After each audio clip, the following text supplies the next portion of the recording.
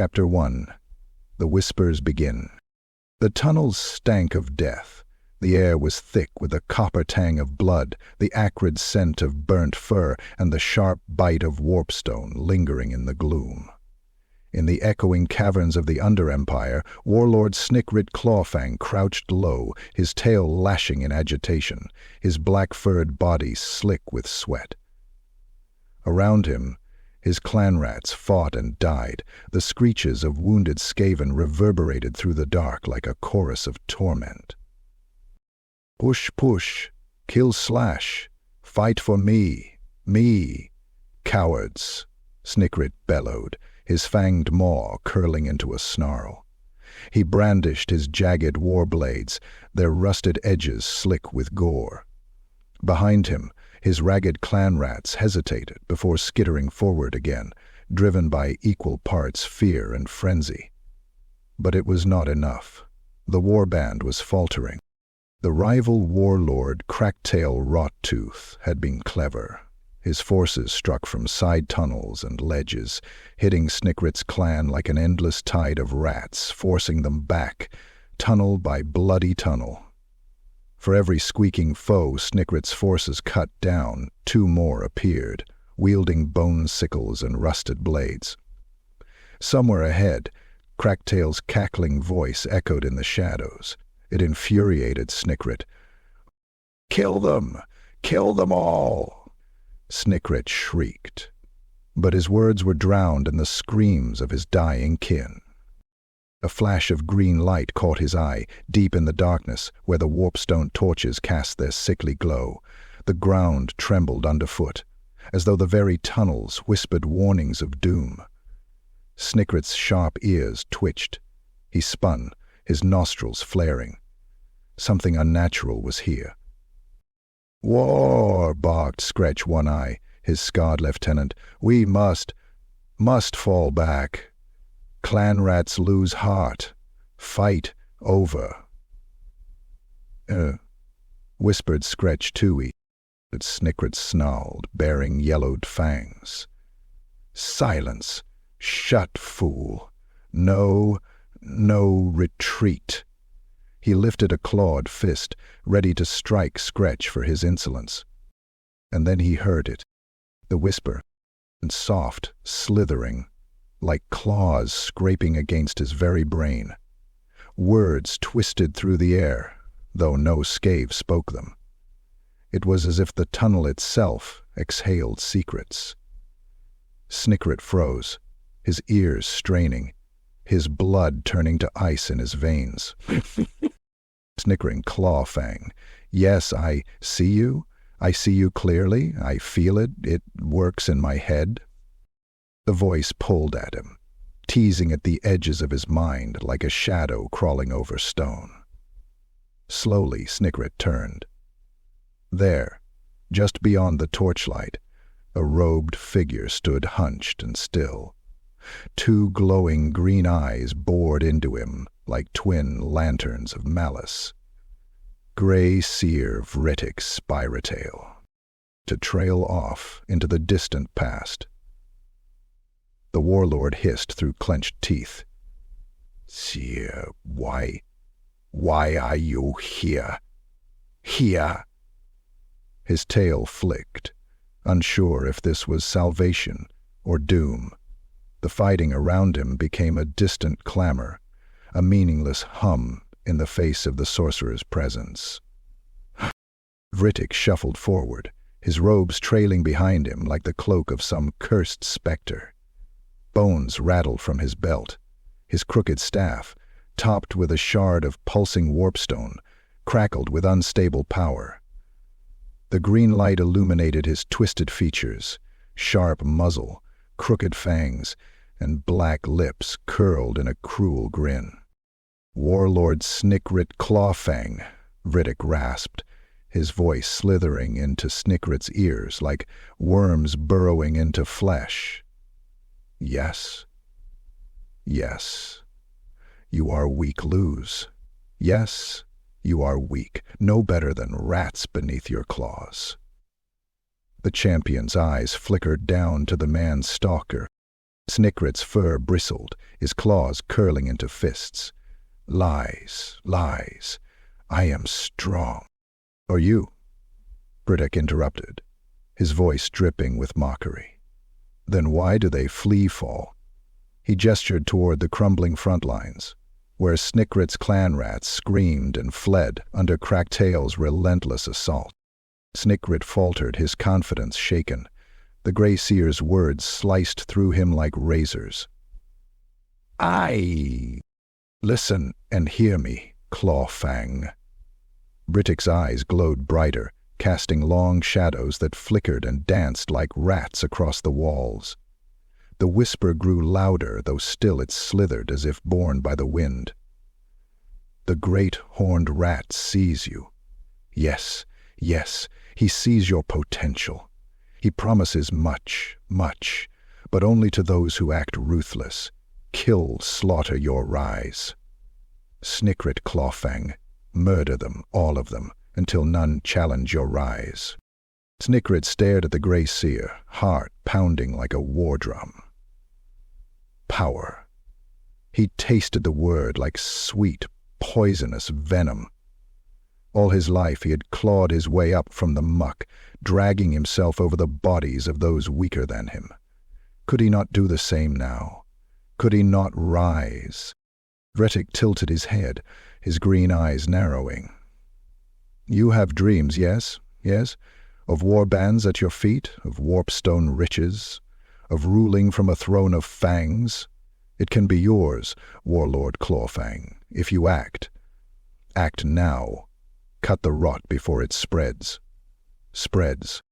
Snikrit's claws flexed, his thoughts racing. Cracktail, the rival who laughed in the tunnels. Skretch, his lieutenant, who questioned him. Clan rats, murmuring dissent. They could all be silenced, killed, yes, yes. The whisper filled him now, twisting around his thoughts like a serpent coiling around prey. The promise of power burned in his chest. Vrittik smiled as though he could see into the warlord's soul. Your destiny awaits, Snikrit Clawfang. But beware, beware. The shadows are deep, and betrayal comes always. I saw it too, said Vrittik. And betrayal comes always. The Grey Seer turned and melted back into the darkness as suddenly as he had appeared, his staff crackling with one last burst of green light. Snikrit stood alone, panting, the chaos of the battle resuming around him. He stared into the shadows where Vrittik had vanished, his heart pounding, his claws itching. Power. Domination. The throne of Fangs. Entai Altriosum. But the whisper remained, lingering in his ears. And Snikrit knew this was only the beginning. Chapter 2. Seeds of Murder. Snikrit Clawfang's claws scraped along the stone of the tunnel wall, the screeching sound setting his teeth on edge. The warlord crouched in the shadows of his crumbling war camp, his tail twitching in agitation. Around him, the cavern stretched endlessly, lit by sickly green warpstone lanterns and marred by the faint smell of smoke, blood, and vermin. Snikrit Clawfang's claws scraped along the stone of the tunnel wall, the screeching sound setting his teeth on edge. Lust. His warband, his clan rats, skittered and bickered around him like fleas on a corpse, squabbling over scraps, hissing insults at one another, useless, weak. His ears flicked as he caught fragments of whispered conversations, whispers about him, about his failures. Snikrit's fur bristled. Clawfang cannot win against Cracktail. No hope. It grows weak, the Grey Seer whispers, but still we lose. He spun suddenly, baring his yellow fangs. Who speaks of weakness? Come forward now, or I will flay you, yes. The clan rats froze like statues, wide-eyed, before they slunk back into the gloom, muttering apologies.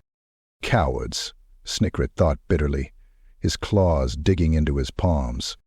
As if summoned by his rage, Skretch One Eye appeared beside him, his lone crimson eye glinting in the warpstone light. "Warlord Snikrit, I bring news," Skretch rasped, licking his lips nervously. His voice was a whisper, low enough that none of the loitering clan rats could overhear. It's that were feather-like in the firelight beneath. "What news, fool?" Snickering hissed, his sharp muzzle twisting with impatience. "Warlord Kraktail, he laughs at you, yes," Skretch said, bowing his head low. "Says you are weak, that you cannot hold your own warband. Kraktail plans to take your clan, seize your tunnels." Reeves said, slowly pushing himself up and standing. Snicker's vision narrowed, his breath quickening. "What?" "Lies. Skretch shrunk back under the warlord's glare. "It is truth, great warlord.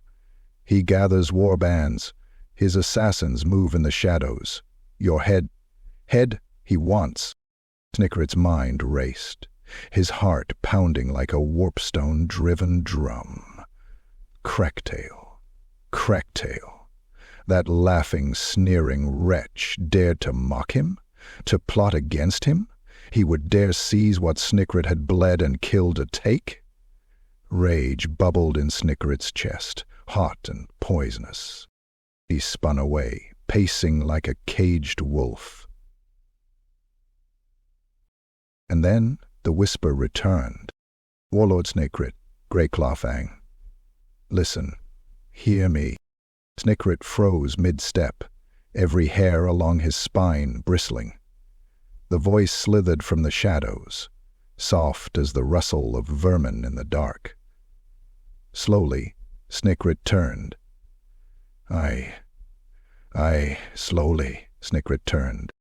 From the depths of the tunnel, the Grey Seer Vrittik Spiretail emerged, cloaked in ragged robes that dragged across the stone like dead skin.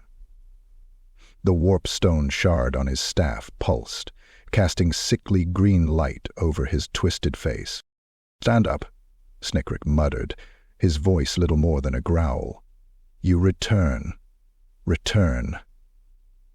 Why?" Vrittik grinned, his long fangs catching the green glow. "Because the great horned rat wills it. Yes. He shuffled closer, his staff crackling with faint energy. "I hear whispers, Warlord Clawfang. Whispers of treachery, of laughing rivals. Yes, your enemy, Warlord Kraktail, plots against you." Snikrit hissed, his tail snapping like a whip. "I know this already. What? Do you want Seer?" Vrittik tilted his head, those glowing green eyes narrowing. "I want nothing but your rise, great warlord. You must strike first, before Kraktail laughs his last laugh." I nodded. "Thank you." Vrittik tilted his head against the tallest part of the platform and began to think. Snikrit snarled, his claws flexing. "Kraktail will die. Yes. He will bleed. His warband crushed under my claws. But how? Seer? Vrittik stepped closer, his voice falling into a hushed, conspiratorial whisper. "Do what you do best, Warlord Clawfang. Kill Slay from the dark. Do not wait for Kraktail's strike. The great horned rat favors those who act without doubt. Act now." The words slithered into Snikrit's ears, wrapping around his mind like a noose. They sank deep, gnawing at his thoughts. He saw it, yes. Yes, the image of Cracktail's smug face, his sneering teeth. He saw his rival, broken, his corpse sprawled on the tunnel floor, Snikrit standing triumphant over him, his warband chanting his name. Strike first. The words echoed in his mind.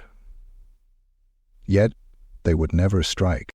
What will the clanrats say? Snikrit muttered, his tone uncertain, the first crack of doubt breaking through his rage.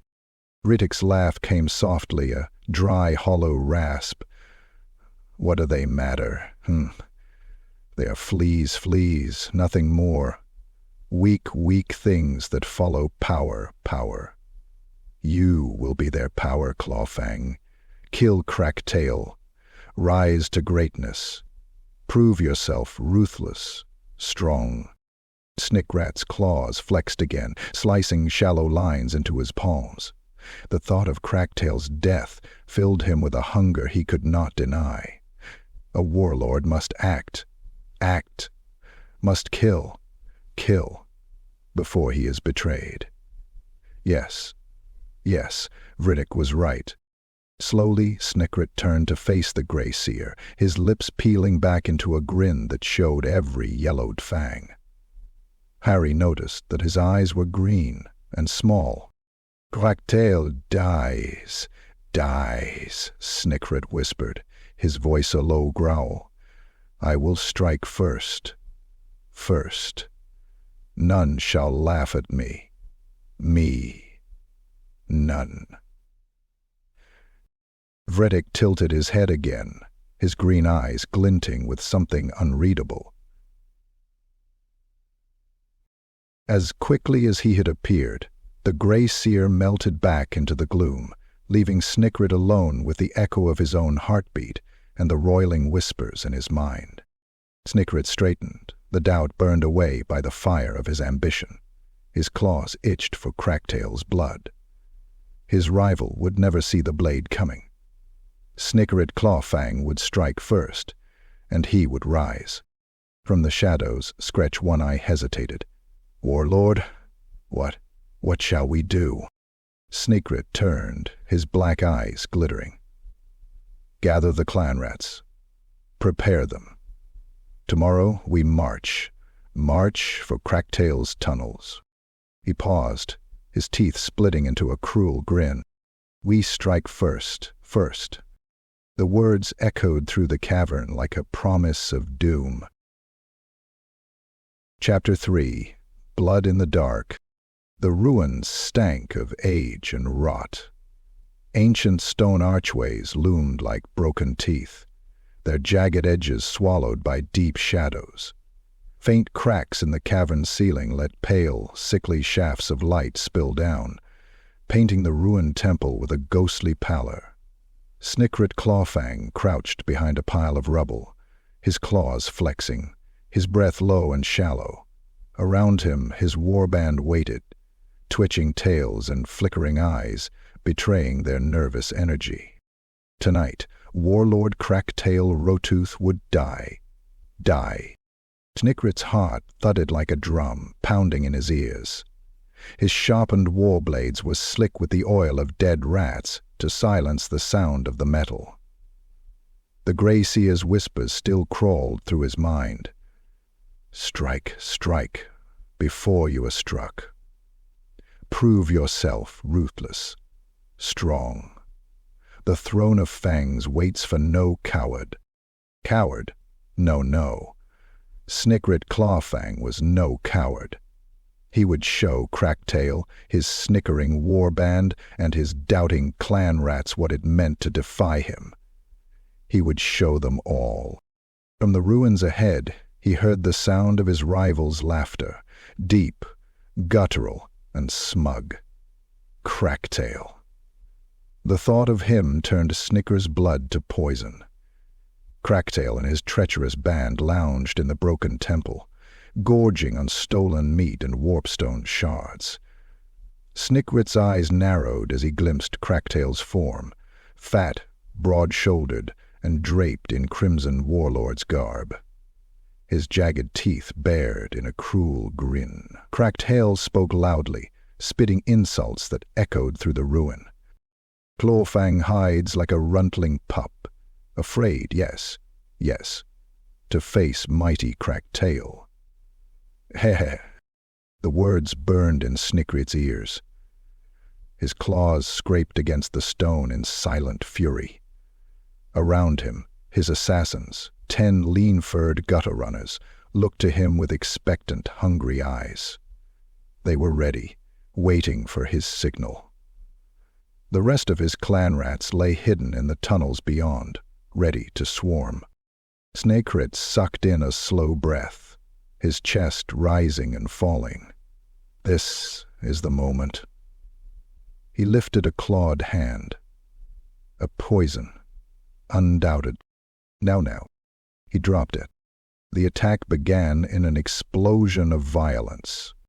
The gutter runners struck first, slithering like shadows across the stone floor. Blades flashed in the dim light, slicing throats and severing limbs before Cracktail's guards could even shriek.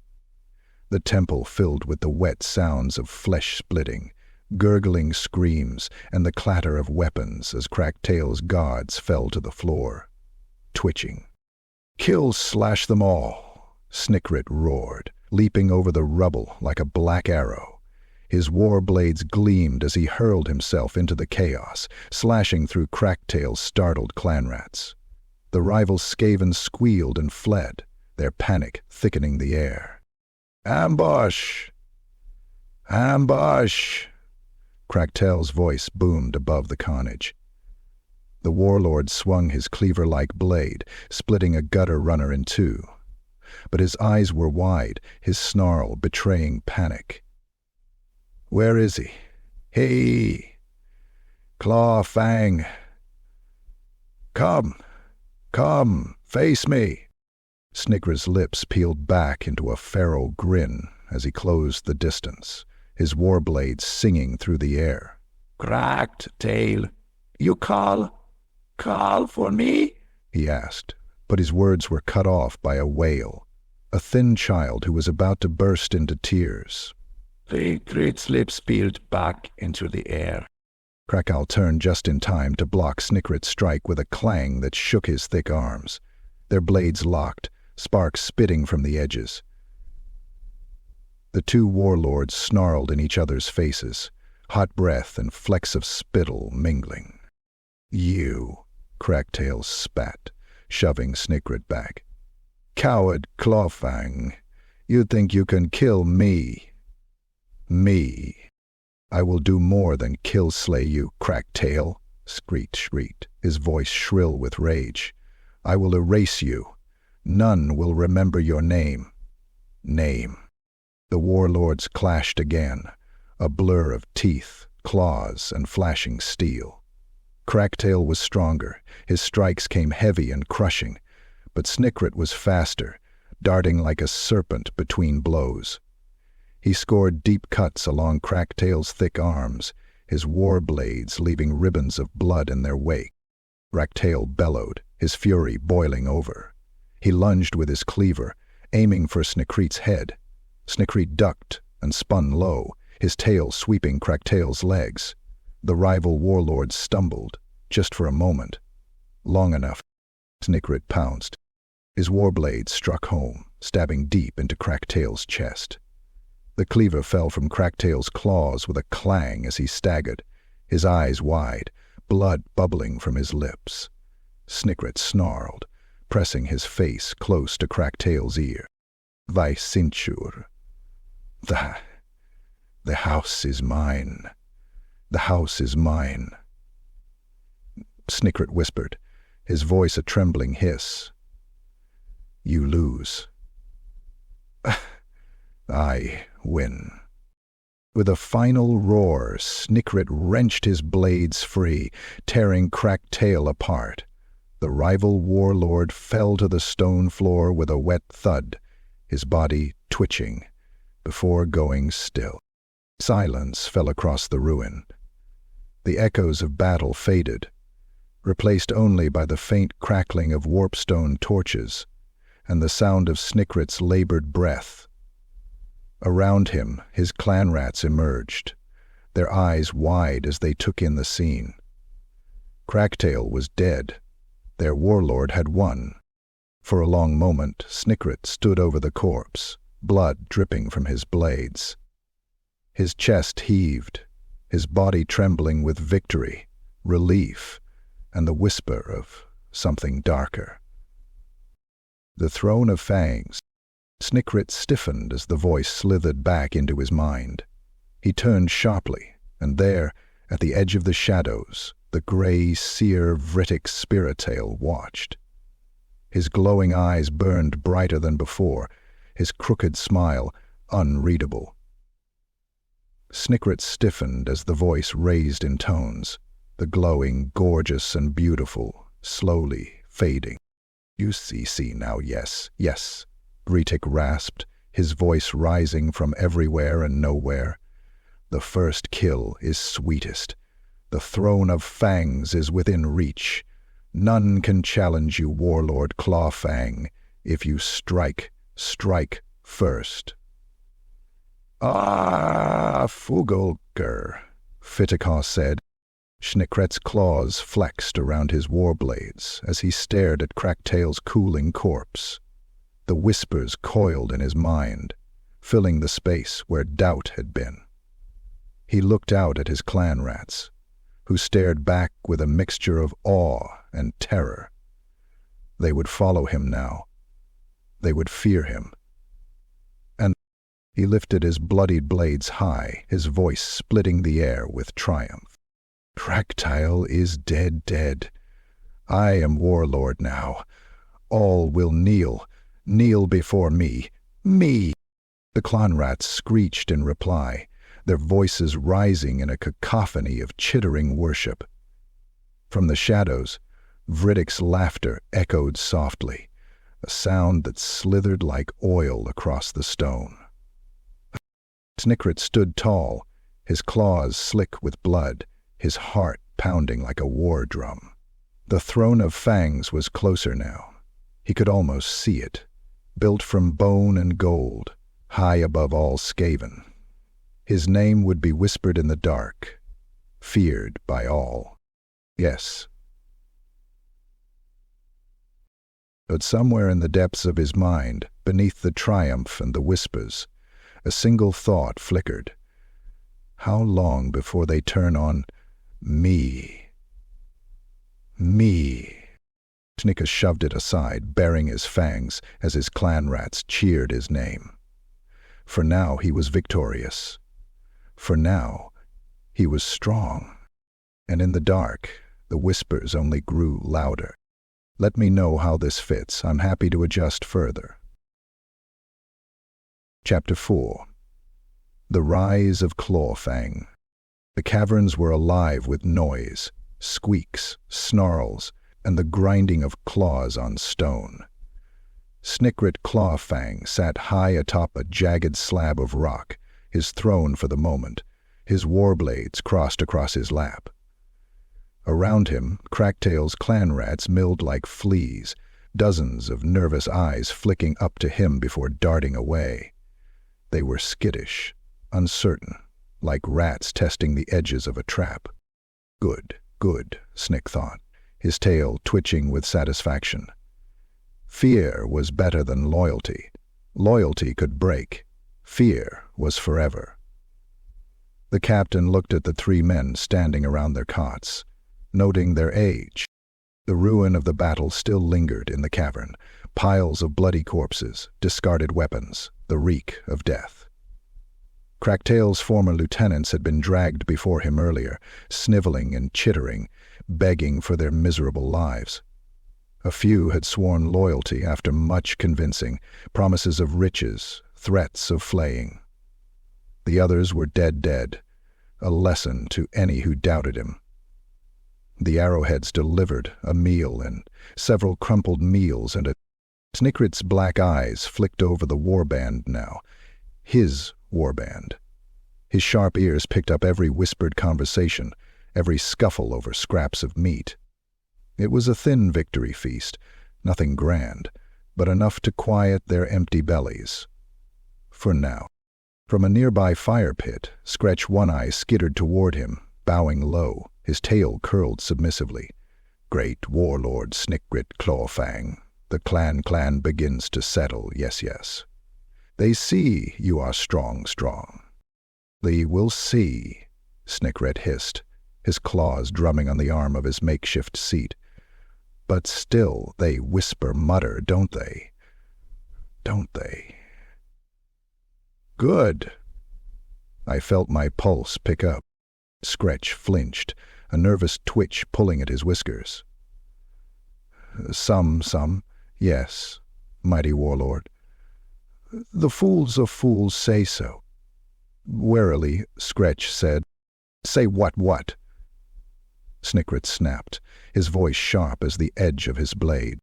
Skretch hesitated, his single red eye darting toward the shadows. "That you slew Cracktail in the dark. That you are no true warlord. The doctors said she'll never walk right again." Snikrit's teeth bared in a snarl, his tail lashing against the stone. "In the dark. Where else do Skaven fight? Cracktail was blind stupid. I struck first. I won. His voice echoed through the cavern, silencing the murmur of the clan rats. A ripple of quiet fear passed through the warband. Heads turned to look at him before quickly turning away. Snikrit stood, his blades scraping against the stone as he rose to his full, wiry height. The Baron paused a moment before moving. "Listen, hear me, rats of Cracktail," he screeched, his voice carrying through the cavern. "Cracktail is dead, slain by my claws. I am your warlord now, strong strength. Follow me, obey me, and you will feast. Warpstone, riches, power. Osiris laughed bitterly, which made his cracked tail dash so fast against the stone ground he was clearly bending before the impact. He paused, letting the promise of warpstone hang in the air like bait before starving rats. The clan rats stirred, their twitching whiskers betraying their greed. "Yes," he thought, his fanged grin widening. "Dangle the bait. Always. But disobey. Betray me. Snikrit's voice dropped to a deadly growl. He pointed a clawed finger to the shadows where the bodies of Cracktail's lieutenants still hung impaled on spears. "This is your fate. State. Learn it well." The warband chittered nervously. A few squealed in submission, others muttered low. Their eyes darted between the impaled bodies and Snikrit's towering form. None of them spoke. Skretch sidled up beside him, whispering, "You have them now. Yes, but still. Some watch, wait. They sniff for weakness." Snikrit's eyes narrowed, and he resisted the urge to rip out Skretch's throat for daring to voice such truths aloud. He knew. Yes, he knew the nature of Skave. He had climbed the backs of others to reach this point, sinking his claws into their flesh, crushing their throats. And now others would do the same if he faltered. He could smell it, the scent of doubt, of betrayal. It clung to the cavern air like a sick miasma, a constant nagging itch in his mind. They wait for me to fail, he thought, pacing along the rock ledge, his gaze sweeping over the warband below. He saw groups huddling together, whispering low, casting furtive glances at him. He stopped, his claws curling into his palms. "Skretch, I need names." Skretch's ears flattened. Names, warlord."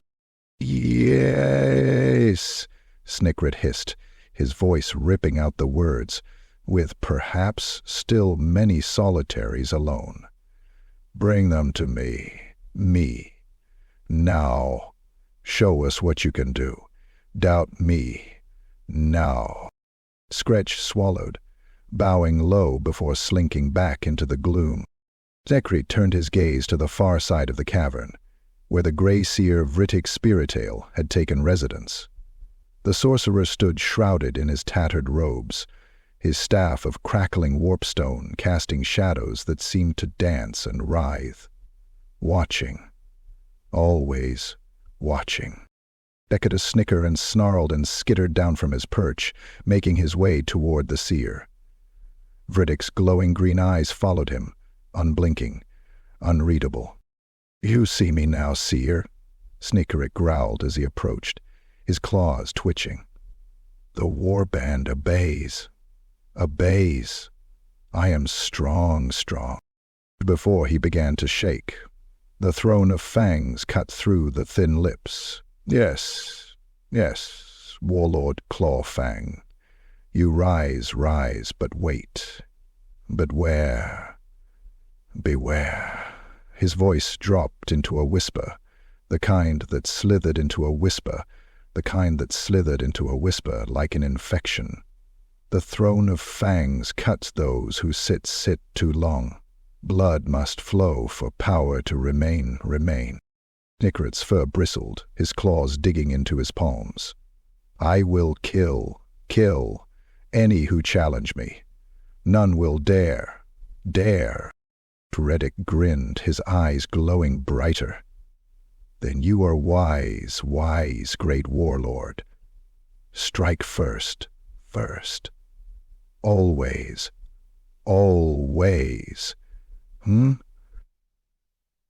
Or? Snikrit turned away before Vrittik could finish, the Grey Seer's words gnawing at the edges of his mind. Always strike first. Yes. His warband would follow him for now, but it would not be long before the whispers began again, about his strength, his leadership, his right to rule. He could feel their eyes on his back, even now. Watching. Measuring. Waiting. He would show them. Snikrit ascended back to his perch, glaring down at the gathered rats. Prepare the warband. We march. For dawn. Warpstone riches await us, and I will lead you to them. The warband squealed and chittered in response, some with excitement, others with fear.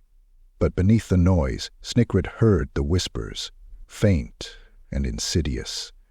Whispers of betrayal, of doubt, of knives in the dark. His claws flexed. Let them whisper, let them plot. He would be ready. Chapter 5. Scraps for the Horde. The cavern stank of sweat, blood, and cooking meat. Fires crackled along the stone floor, spitting greasy smoke into the air as warp fire torches flickered high above. Snikrit Clawfang lounged atop his makeshift throne of warped stone and bones, a clawed foot propped on the back of a trembling rat slave. His belly rumbled in satisfaction as he tore a bloody chunk of meat from a charred rat carcass with his fangs. The taste of power was sweet. Around him, the spoils of war were divided. His elite storm vermin, those he favored most, feasted like kings, tearing at slabs of meat, gnawing on bones, and hoarding treasures looted from Cracktail's fallen camp.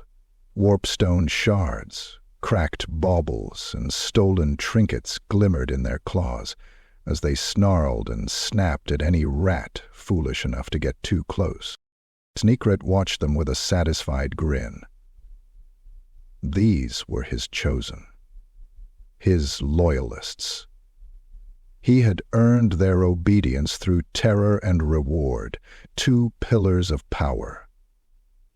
He tossed a warpstone pebble to the nearest storm vermin, a hulking brute named Rask Fangbite, who caught it in midair and squealed his thanks before scuttling back to his feast.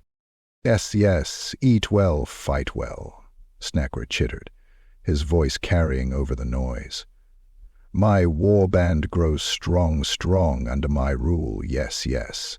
Tomorrow we strike more tunnels, we gather warpstone riches. Victory will be mine, mine. His elites roared in approval, gnashing their teeth and banging their claws against their shields. It was a beautiful sound. Obedience and fear rolled into one. Rimlet listened, but beneath the chorus of loyalty came another noise, a low, persistent hum. Snikrit's ears twitched, and his gaze shifted downward, to the lower portions of the cavern. A few seconds passed, and the two primes looked up. There, in the darkness, the clan rats fought like starving beasts over the scraps. The food was gone. Gone. Ricket crouched low, his sharp claws wrapped tightly around a gnawed bone, as another clan rat lunged at him with a screech. Mine! Take, the rat hissed, its yellowed teeth snapping inches from Ricket's snout. No, back, Ricket snarled, kicking out with his foot and sending the rat tumbling into the crowd. Around him, dozens of other Skaven clawed, bit, and tore at one another over whatever scraps remained, a bit of gristle here, a few stale crumbs there. To Ricket's surprised laughter and mouthed call of terror. To the victor, a bone with marrow still inside. To the losers, a gnashing bite to the throat or a bloody claw to the eye. The strongest and fastest won. The weak, they starved. Fools, hissed Vret the Stone-Tooth, crouching nearby and gnawing on a cracked scrap of bone. His ears flicked in annoyance as the fights grew louder. Snikrit grows fat, while we kill for scraps. This is no victory. Ricket's eyes darted upward to the throne where Snikrit sat, surrounded by his well-fed elites. The warlord laughed, his voice high-pitched and cruel, as his storm vermin devoured whole carcasses and greedily snatched treasures from the looted spoils. I merely stood there studying them all. Ricket's teeth ground together in frustration. Look at them. We fight to die for him, and he grows rich, while we starve. He grabbed the belt and steadied himself. Maybe now. He tried something different, but it remained stuck in place. He pressed again. Yes. Vret's eyes glinted in the firelight as he leaned closer. The warlord takes, and we suffer. But for how long? Raktail froze, his claws gripping the bone tighter. Vret's words were dangerous, rebellious, treasonous. Yet they were true, weren't they? Tresnil was no better than Cracktail. No, he was worse. Promises of warpstone and victory had given way to empty bellies and bruises. Above, Snikrit's voice boomed again, filled with glee. Feast, my loyal ones. Tomorrow we take more, and those who fight well, you will be rewarded. Yes, I promise eyes. Think about what we just finished to war you, said Wolf. Tomorrow you will fight. The storm vermin cheered, but the sound of it made Ricket's fur bristle. A few clan rats nearby paused their fighting, their ears twitching, their noses sniffing the air, as if they too felt the rising tension. This cannot last. Vret muttered, his voice low as he tore at the bone with his teeth. The warlord grows fat on our blood. Sooner or later, the horde will remember. Ricket glanced at him sharply. Remember what? I thought. Vret looked up, his beady eyes glinting in the darkness. That a warlord only rules while he is feared, and fear fades when hunger grows. Wither frowned. The warlord from Hunger had expressed tremendous dislike for exercise, saying it was anticlimax. Ricket shivered at the words, his gaze drifting back to Snikrit's throne. Fat warlords fall when the horde rises, the thought whispered in his mind. Never, Snikrit said dubiously. Above the squabbling rats, Snikrit watched with narrowed eyes, his earlier satisfaction beginning to curdle. He could hear them. Not their words, but the tone, the whispers beneath the noise. Low, murmuring voices, satisfied voices. Then the lowness stretched out into a yawning. Fools, he muttered to himself, his claws tapping against the arm of his throne. They fight for scraps because they are weak and... Skretch One Eye appeared at his side, bowing low. The clan rats grow restless, warlord. They mutter. And no, Snikrit hissed, his tail lashing behind him. I hear them. His eyes narrowed, his black gaze sweeping over the horde below. Ungrateful curs, I give them victory, and they dare whisper. Oh, the Grey Seer's words echoed in his mind. Strike first. Always. Blood must flow for power to remain. Snikrit's claws curled into his palm, his heart pounding faster. Yes. If they doubt me, they must learn. Fear me. He would remind them. He would keep them starving and desperate, their heads bowed and their tails curled. Skretch, Snikrit said, his voice low and dangerous. Find the loudest voices among them. Bring them to me. Skretch bowed, his red eye glinting. Yes, warlord. As Skretch skittered off into the gloom, Snikrit leaned back in his throne, his claws drumming against the stone. Below, the clan rats continued to fight, but their shrieks seemed smaller now.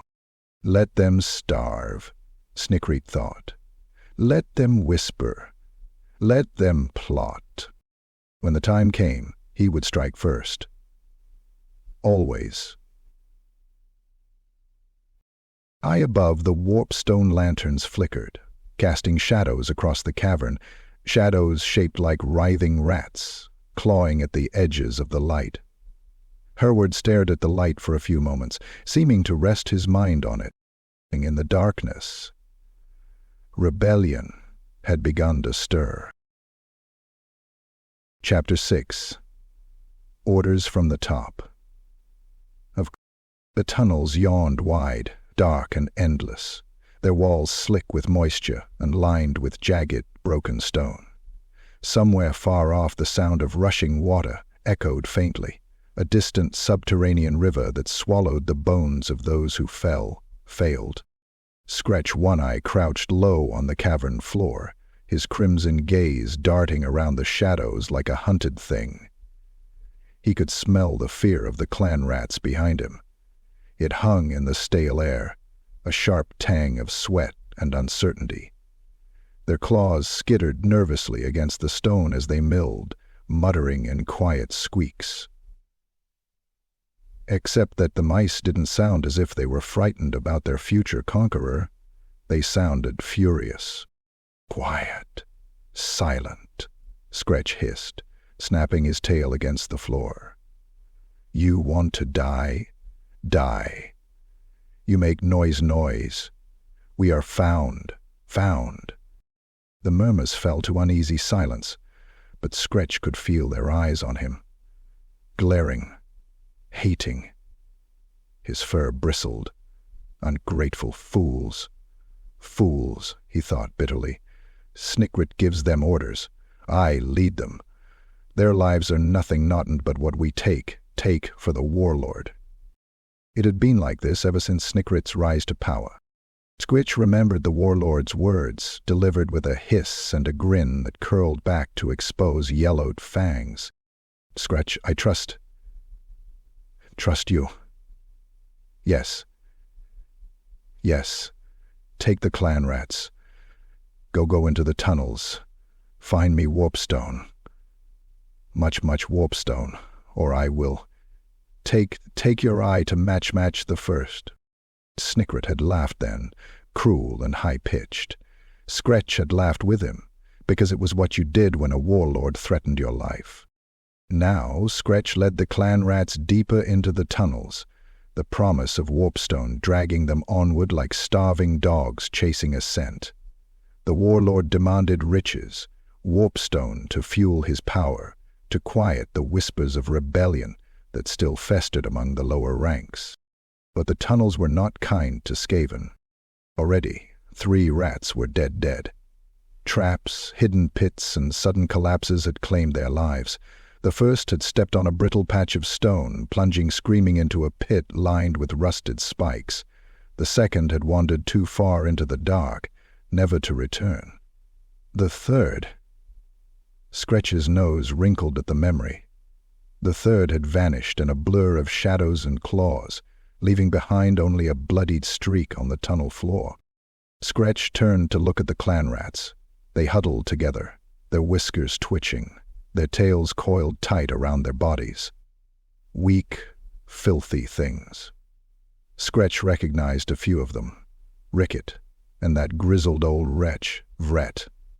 Their eyes gleamed with suspicion. "Why we go here, Herr?" Ricket muttered, his voice barely audible, but Skretch's ears twitched sharply at the sound. "We go because Warlord Snikrit demands it. Yes, Skretch snapped, baring his teeth. "You question him. You question me. Do you want to die? Die, Ricket." Ricket fell silent, his tail curling tighter. "They hate me, Skretch thought, glaring at the horde. Good. Let them hate. Fear keeps them moving. Let force make them run." The horde flicked its fingertips at his head, leaving a yellow streak of blood. Hours passed, though it felt longer in the gloom of the tunnels. The clan rats dragged themselves onward, guided by Skretch's sharp-barked orders and the faint, sickly glow of warpstone torches. Their claws ached, their stomachs groaned. Then, at last, they found it. The chamber opened before them, vast and glittering, with shards of warpstone embedded into the walls like green, glowing tumors. The sight pulled a collective hiss of awe and greed from the clan rats. Their eyes shone with hunger as they scampered forward, clawing at the stone, breaking off whatever shards they could reach. "Quick fast," Skretch barked. Take as much as you can carry. Carry. Warlord Snikrit will be pleased, yes. The rats obeyed, but their mutterings continued. Danger, Skretch sends us to die, and we dig like slaves, while he takes the glory, Mike said. No reward for us, only punishment, pain. Skretch pretended not to hear. The danger came without warning. A deafening screech echoed through the chamber, shaking the walls and sending dust raining down from the ceiling. From the shadows, something massive shifted. Black, glistening, and hungry. A burrowing beast, its maw a ring of jagged teeth, lunged into the chamber, crushing 2 clan rats beneath its bulk. Screeches of terror filled the air as rats scattered, dropping warpstone shards and scrambling for safety. "One run!" Skretch howled, shoving a smaller rat out of his way as the beast surged forward again. It slammed into a wall, dislodging huge boulders that crashed to the floor. Ricket and Vret were pulling rats to their feet, yelling for them to flee. "It's hopeless! Back to the tunnels!" Skretch ignored the screams and the chaos. His claws snatched up a glowing shard of warpstone, his mind spinning. The warlord must have the warpstone. I must survive. The burrowing beast lunged again, its teeth sinking into a rat that had been too slow. Bones cracked, blood sprayed across the stone, and Skretch didn't look back. He scrambled over the fallen, his chest heaving, his claws bleeding as he pulled himself into the tunnel's opening. Behind him, the screams faded. Skretch returned to the camp much later, panting, his fur soaked with sweat. His claws were still tight around the shard of warpstone, his prize, his proof. Only half the clan rats returned with him, their eyes hollow and fearful. Snikrit was waiting. "Warlord, bring warpstone," Skretch said, holding the shard high. "Much loss, but victory, victory." Snikrit's black eyes narrowed as he stared at the pitiful handful of rats that remained. Loss. Many dead. Kara slid forward on her knees. "They have killed her." Yes, Skretch replied quickly, bowing low, his tail curled in submission. "But they were weak. The strong strength, survive. This is the way, yes?" Snickering said nothing for a long moment. Then he reached out and snatched the shard of warpstone from Skretch's claws, holding it up to the flickering light. Good, the warlord said at last, his voice dripping with satisfaction. "You serve well, Skretch." But as Skretch turned to leave, he heard it. Whispers. Low, angry murmurs among the surviving clan rats. "Skretch cares not for us, not for morrow, not forever.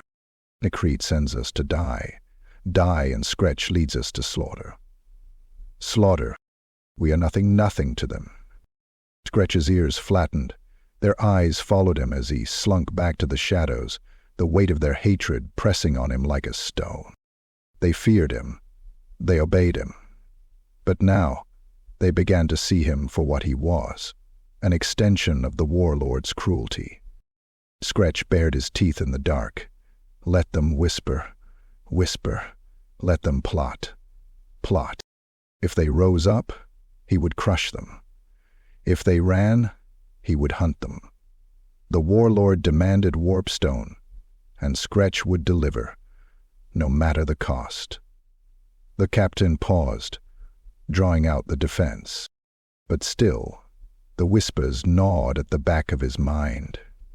They hate us all.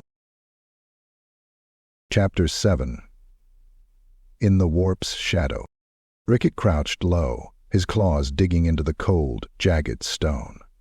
The tunnel stretched ahead, like the throat of some ancient beast, dark, silent, waiting to swallow him whole. He could hear the faint squeaks and nervous chittering of his band behind him. Vret the Stone-Tooth, Skrikt, and a handful of other clan rats. All their whiskers twitched, tails coiled tight, and ears flicked sharply at every faint sound. This was no place for rats. Ahead, the green glow of warpstone pulsed faintly through cracks in the walls, the sickly light casting writhing shadows across the floor. The deeper they went, the heavier the air grew, thick with the hum of warp energy that crawled across their fur like invisible claws. Ricket gripped his rusty dagger tighter. Faster, fools," Skretch One-Eye had hissed earlier when they were sent into the tunnels. "Warlord Snikrit demands warpstone. Much warpstone, or you'll wish you had fallen into the pits." As if we had a choice, Ricket thought bitterly, his mind still replaying Skretch's sneering orders. They were expendable, all of them. He knew it, and so did the others. The warlord cared little for rats like him. Rats sent scurrying to scrape warpstone from cursed caverns. But still Ricket had obeyed. They all had, before it was even finished. Quiet. Ricket hissed back at the others as the tunnel twisted sharply to the left. "Do you want the horrors to hear us? Stay close. Use the bulk. Skrik whimpered behind him, his claws trembling. We should turn back. Back, Rikke. This place is death damp. Then go alone, Rikke snapped, his fur bristling. See if Snikrit spares you for coming back empty-pawed. Skrik fell silent, his small red eyes darting nervously. Rikke turned away, leading the group deeper. He had no desire to be in this cursed tunnel any more than the others, but starvation and the threat of Skretch's lash left no other choice. At least if they brought back warpstone, Snikrit might toss them scraps from his feast. Yes, Andorti of Fisher could manage without it. Ahead, the cavern widened into a vaulted chamber, the ceiling so high it disappeared into darkness. The warpstone was everywhere now, pulsing veins of green energy threading through the walls, massive shards jutting from the ground like broken glass. The air vibrated with a sound that was not a sound at all, a low hum that buzzed inside Rikke's skull.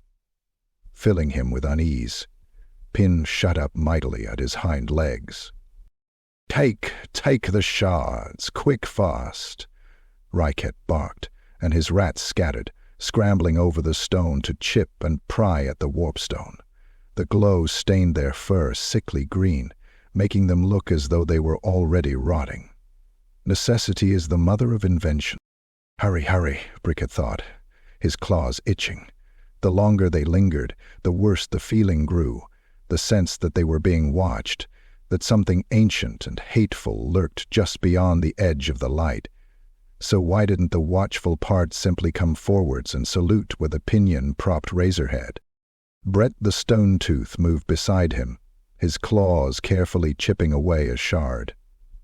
Too easy, he muttered, his whiskers twitching. No traps, no ambush. I do not like this, Riket. Altate. Riket didn't answer. He felt it too, the silence pressing on his chest like a stone. This place, this cursed place, was wrong. Blue sky, Riket began. Riket's hand fluttered to his chest. Suddenly Skrik screamed. Riket spun just in time to see the ground give way beneath Skrik's feet. The rat squealed, his arms flailing as he fell into the yawning pit. The sound of bones snapping echoed up from the darkness below. Traps, Riket shouted. Watch the ground. Ground. Panic swept through the band. Rats scrambled to flee, but the chamber came alive. Thin cracks in the walls burst open, spewing jets of green fire that engulfed two more clan rats. They shrieked as their fur ignited, their bodies twisting and blackening before they hit the ground.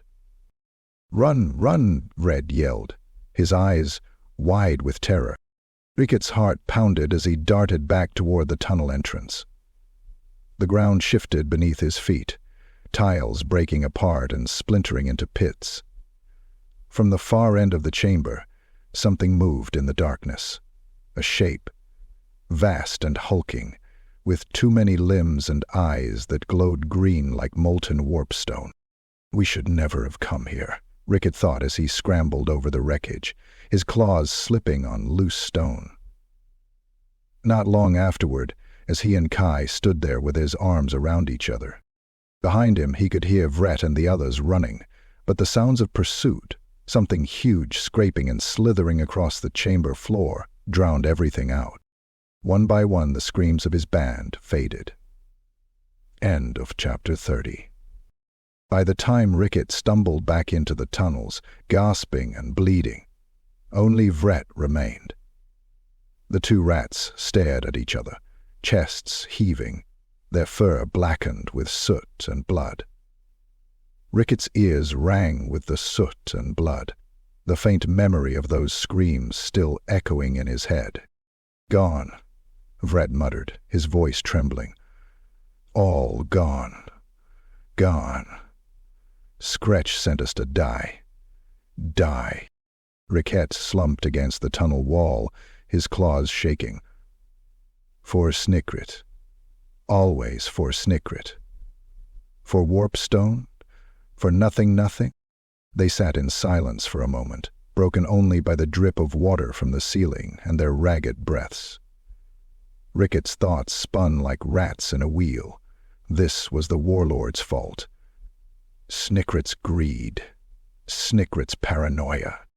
And yet, a darker thought gnawed at him. Not Snikrit alone. The Grey Seer. Ricket muttered, his voice low.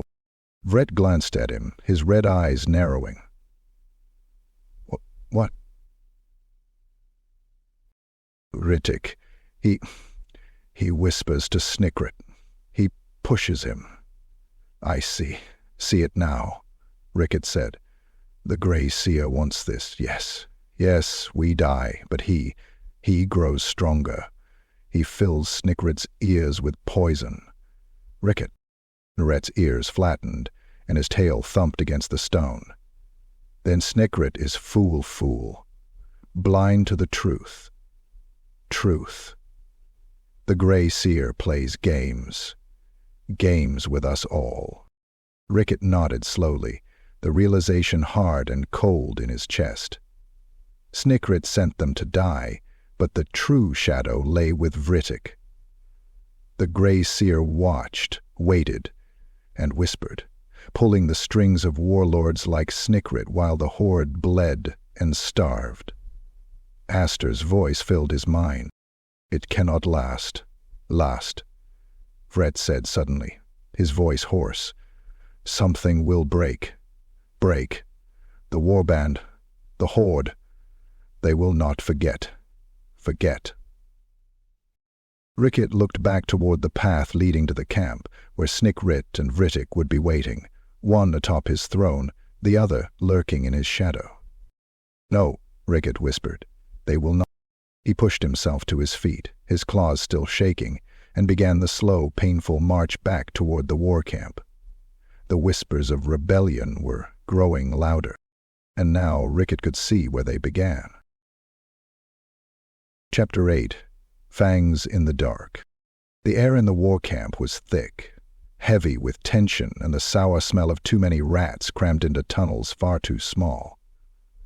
Fire smoldered low, sending curling tendrils of smoke into the stone ceiling above.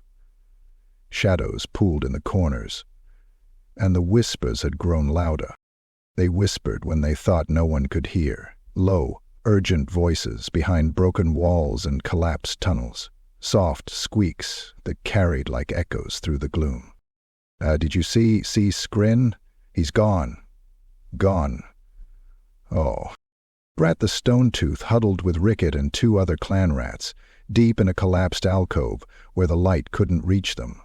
Their tails curled close, their claws tapping nervously against the stone. None dared speak loudly. None dared let their voices rise above a whisper. Gone, Ricket repeated, his whiskers twitching. Where did he go? Brett's face was grim as he glanced at the others. He didn't leave. He was taken. Snikrit took him. The other rats gasped, their eyes widening. Lies, muttered Skrik, his thin frame shaking. Skrin was trusted, loyal. Yes, Red hissed, his ears flattening. But Snikrit says Skrin betrayed him, stabbed him in the back, they say. Lies, all lies. The rats fell silent, their eyes darting to the shadows, as though Snikrit himself would slink out of them, warblades drawn. Rickfate's claws trembled as he spoke. He had workers out, which were impossible. It grows mad, he whispered. Kills his own now. But Bramson said. Brett nodded slowly. Mad, like all warlords before him. He hears the whispers too, thinks they come from us. Earlier that day, Skrin Bladepaw, Snikrit's most trusted scout, and once a favorite among the warband, had been dragged into the main cavern. The clan rats had watched from the shadows as Snikrit loomed over him, his war blades glinting green under the warpstone light. Clear blade pause and Crin's blade pause, his voice echoing like a whip crack. You plot against me. I see it in your eyes. My word of honor, Skrin had squealed, his voice frantic. No, warlord, lies. I serve you, always. Yeah! Snikrit's tail lashed as he stepped forward, war blades raised. All for tre for la kuid always. None can hide from me. Me! With confidence, he addressed himself to the figure. Trey grinned at him as he released from the stickman's leg. The clan rats watching from the shadows dared not move, dared not breathe. With a high-pitched screech, Snikrit's blades came down, slicing through Skrin's throat. The scout fell, his body twitching as blood pooled around him. Snikrit turned, his chest heaving, his black eyes scanning the gathered rats. Grin's black eyes scanned the battlefield. He clenched his jaw, his black eyelids falling back, his blood screamed. Do you see? He snarled, his voice wild. Betrayers are everywhere. I will find them all, and I will slay them. The warband had squealed and hissed, pressing themselves into the walls like frightened vermin. Now in the safety of the alcove, Vret and Ricket could still hear Snikrit's voice echoing in their minds.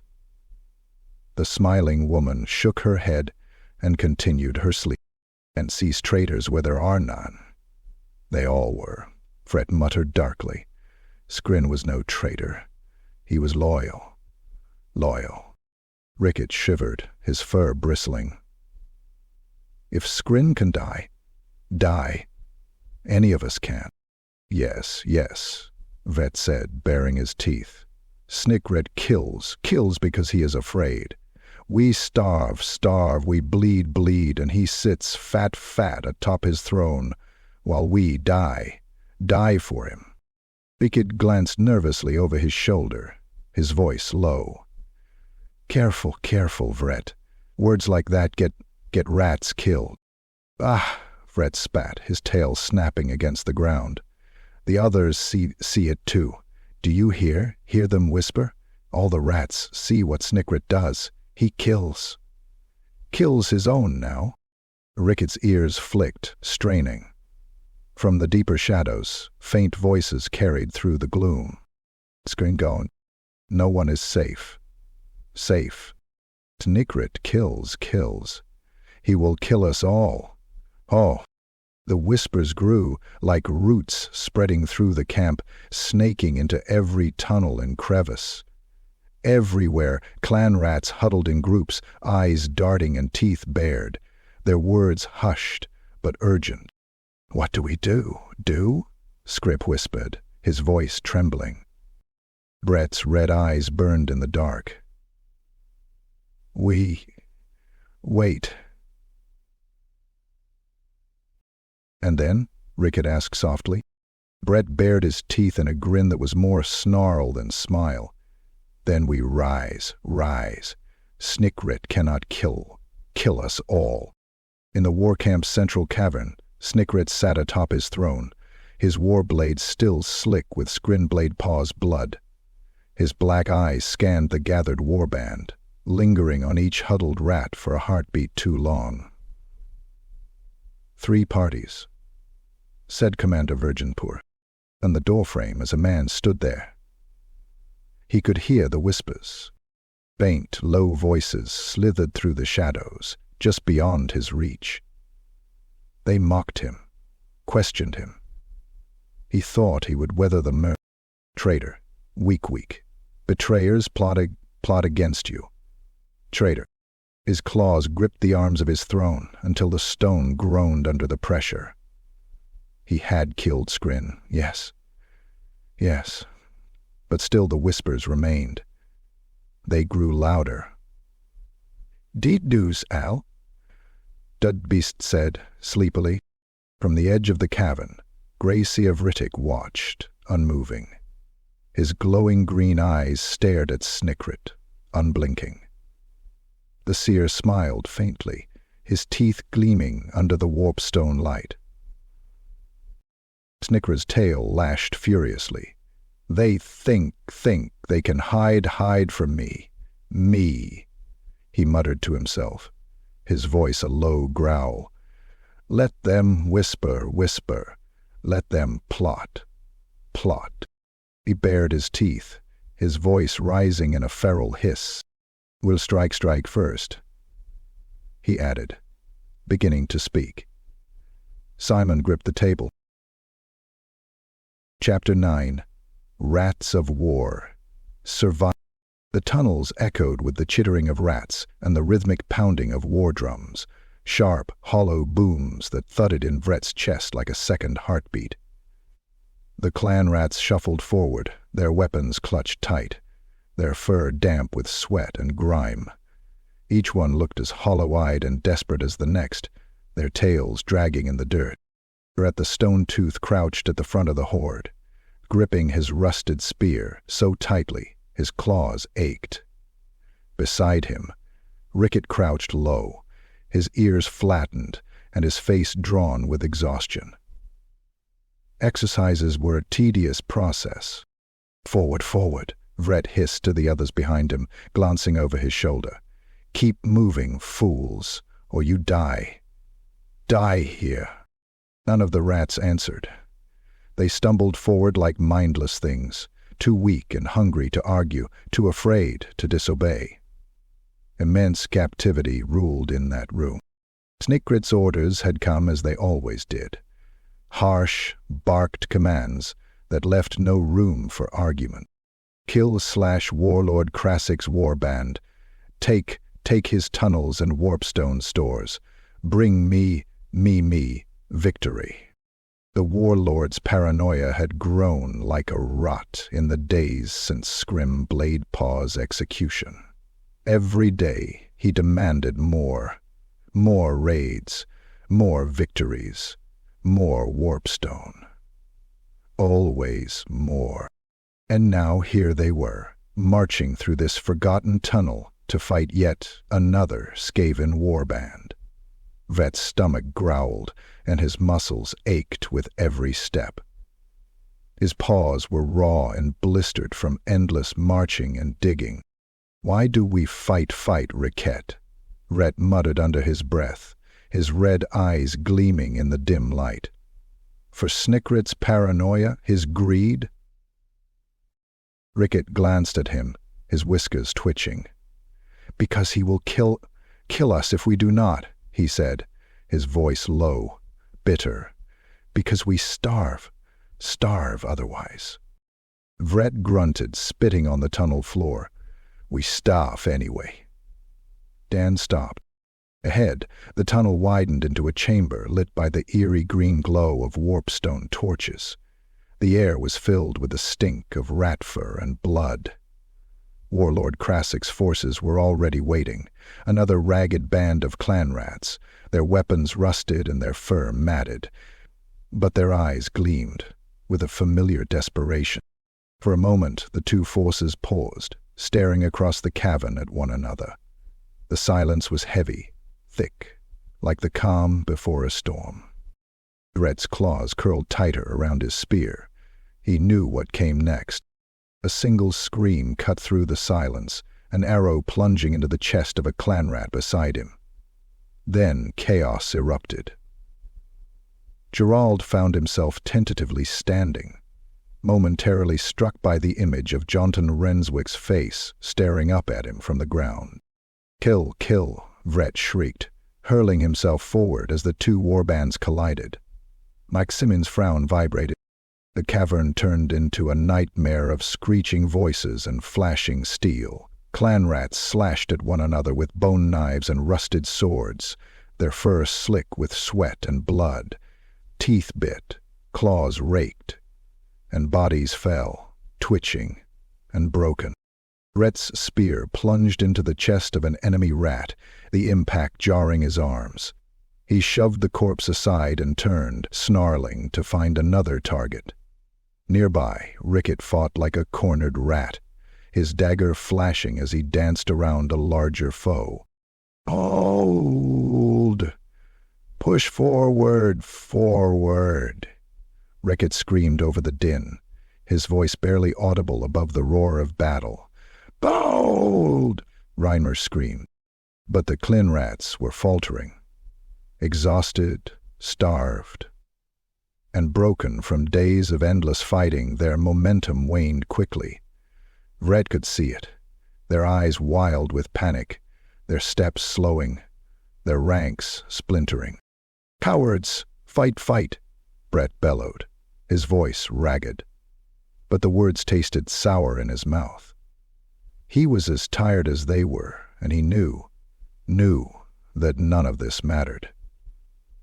"First things first," Ian said, trying to sound brave, but feeling helpless and powerless against their misery. This fight, this victory, this war, it was all for nothing. Somewhere in the madness, Vret caught sight of the enemy warlord Krasik, a hulking brute clad in crude armor. The warlord smashed rats aside with each sweep of his bone-studded mace, roaring as he sent bodies flying. His clan rats rallied around him, a ripple of strength surging through their ranks. Vret stumbled, panting, as another of his rats fell screaming beside him. Blood spattered his muzzle, and he spat it out, blinking through the haze. "This is madness," he muttered to himself. "Madness. Of Vret." Ricket's voice rang out from the chaos. He appeared at Vret's side, his fur matted with blood, his eyes wide with fury. We must pull back. We cannot win. Vret snarled in frustration. "Pull back, and Snikrit will flay us alive." "Then what choice do we have?" Ricket shouted back, his voice breaking. Look at them. They fall like rats, because we are rats." The words hit Vret like a blow. Because we are rats. They were Skaven. Fodder. Disposable things to be bled for another's ambition. Snikrit did not care for them. He had never cared. And yet here they were, dying for him. The retreat began when the last of the clan rats finally broke, dropping their weapons and fleeing into the tunnels with panicked squeals. Vret and Ricket were among the last to turn, their chests heaving as they stumbled back through the darkness, leaving behind a battlefield littered with bodies. They collapsed against the tunnel walls, gasping for breath. Behind them, the sounds of Krasik's warband echoed faintly, jeering, celebrating. "Another failure for failure," Vret muttered, wiping blood from his face. More death for nothing. Ricket looked at him, his expression hard. "This cannot last. Snikrit sends us to die while he grows fat on his throne." Vret's eyes narrowed as he met Ricket's gaze. Ricket nodded, his voice low. "Then we all die, Vret finished grimly. They sat in silence for a moment, the truth hanging heavy between them. Vret could feel it now, growing like a sickness in his chest. The warband's fear of Snikrit was turning to anger. Anger was a dangerous thing among rats. And rebellion, Vret knew, was already in the air. "We wait," Vret said at last, his voice dark. "Snikrit will push too far. And when he does..." Ricket's tail lashed against the stone, his teeth bared. "We will rise. 50 lunges. 50 shots. 50 terrified minutes. Chapter 10. Broken Backs. The cavern was deathly silent, save for the labored breaths of the survivors. The battle was over, but it didn't feel like victory. Not to the clan rats sprawled across the blood-soaked stone, their bodies broken, their fur matted with dirt and gore. The air was thick with the acrid stench of death, and the faint green glow of warpstone flickered weakly from shattered torches scattered across the battlefield. Riquet lay flat on his belly, his claws digging into the stone as he tried to catch his breath. Around him, the warband shuddered and twitched. Those who could still move. The ones who couldn't were already dead. "Victory!" Someone croaked from the darkness, their voice dripping with bitter irony. "Victory," Riquet muttered under his breath, his whiskers twitching. This is no victory. It had been another of Snikrit's endless raids, another demand for blood and warpstone. The warband had fought hard, too hard, against a rival clan, spilling into their tunnels and cutting through their ranks with snarling ferocity. The enemy was crushed, their leaders slain. But at what cost? Of the 100 who had marched into the battle, barely a dozen returned. The others were left behind, shredded by blades, burned by warp fire, or buried beneath collapsing tunnels. "Gather what you can," Riquet rasped, his voice hoarse. He dragged himself upright, clutching his rusted dagger for balance. Take the scraps, or die. Die here." The survivors moved slowly, dragging themselves through the debris. Riquet could see it in their faces, the hollow eyes, the trembling claws, the way their tails hung limp and lifeless. They were starving, bleeding, barely alive. And yet, still they obeyed, he thought. Nearby, Vret the Stone-Tooth kicked at a corpse, growling under his breath. He crouched low, yanking a meager shard of warpstone from the dead rat's claws. "This is all we have," Vret hissed, holding the shard up to the faint light. "We fight? Die for this? For scraps?" Riquet limped toward him, his expression grim. "It is all Snikrit needs. All he will take. Take." He pulled the chair away from the desk and sat on it, removing his jacket and boots, watching the work closely. Vret spat onto the stone, his teeth bared. "And what do we get? Nothing. We break our backs for him, and he grows fat on our work." Riquet said nothing. He didn't need to. They both knew it was true. The return to camp was slow, agonizing.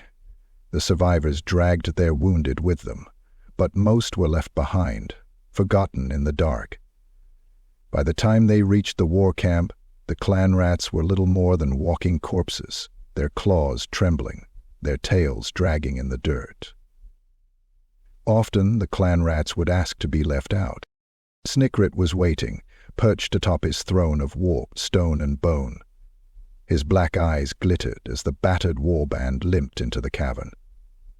Around him, his storm vermin lounged, fat and well-fed, gnawing on the bones of some unfortunate rat. With a grimace, he looked at his counselor. "Sneered, Macass," Vret growled under his breath as he and Riquet approached, carrying their meager haul of warpstone shards. "He waits like a bloated tick-tick. I hate him." Riquet glanced at Vret, his tail twitching nervously. Quiet, he will hear. But Snikrit's attention wasn't on them, it was on the warpstone.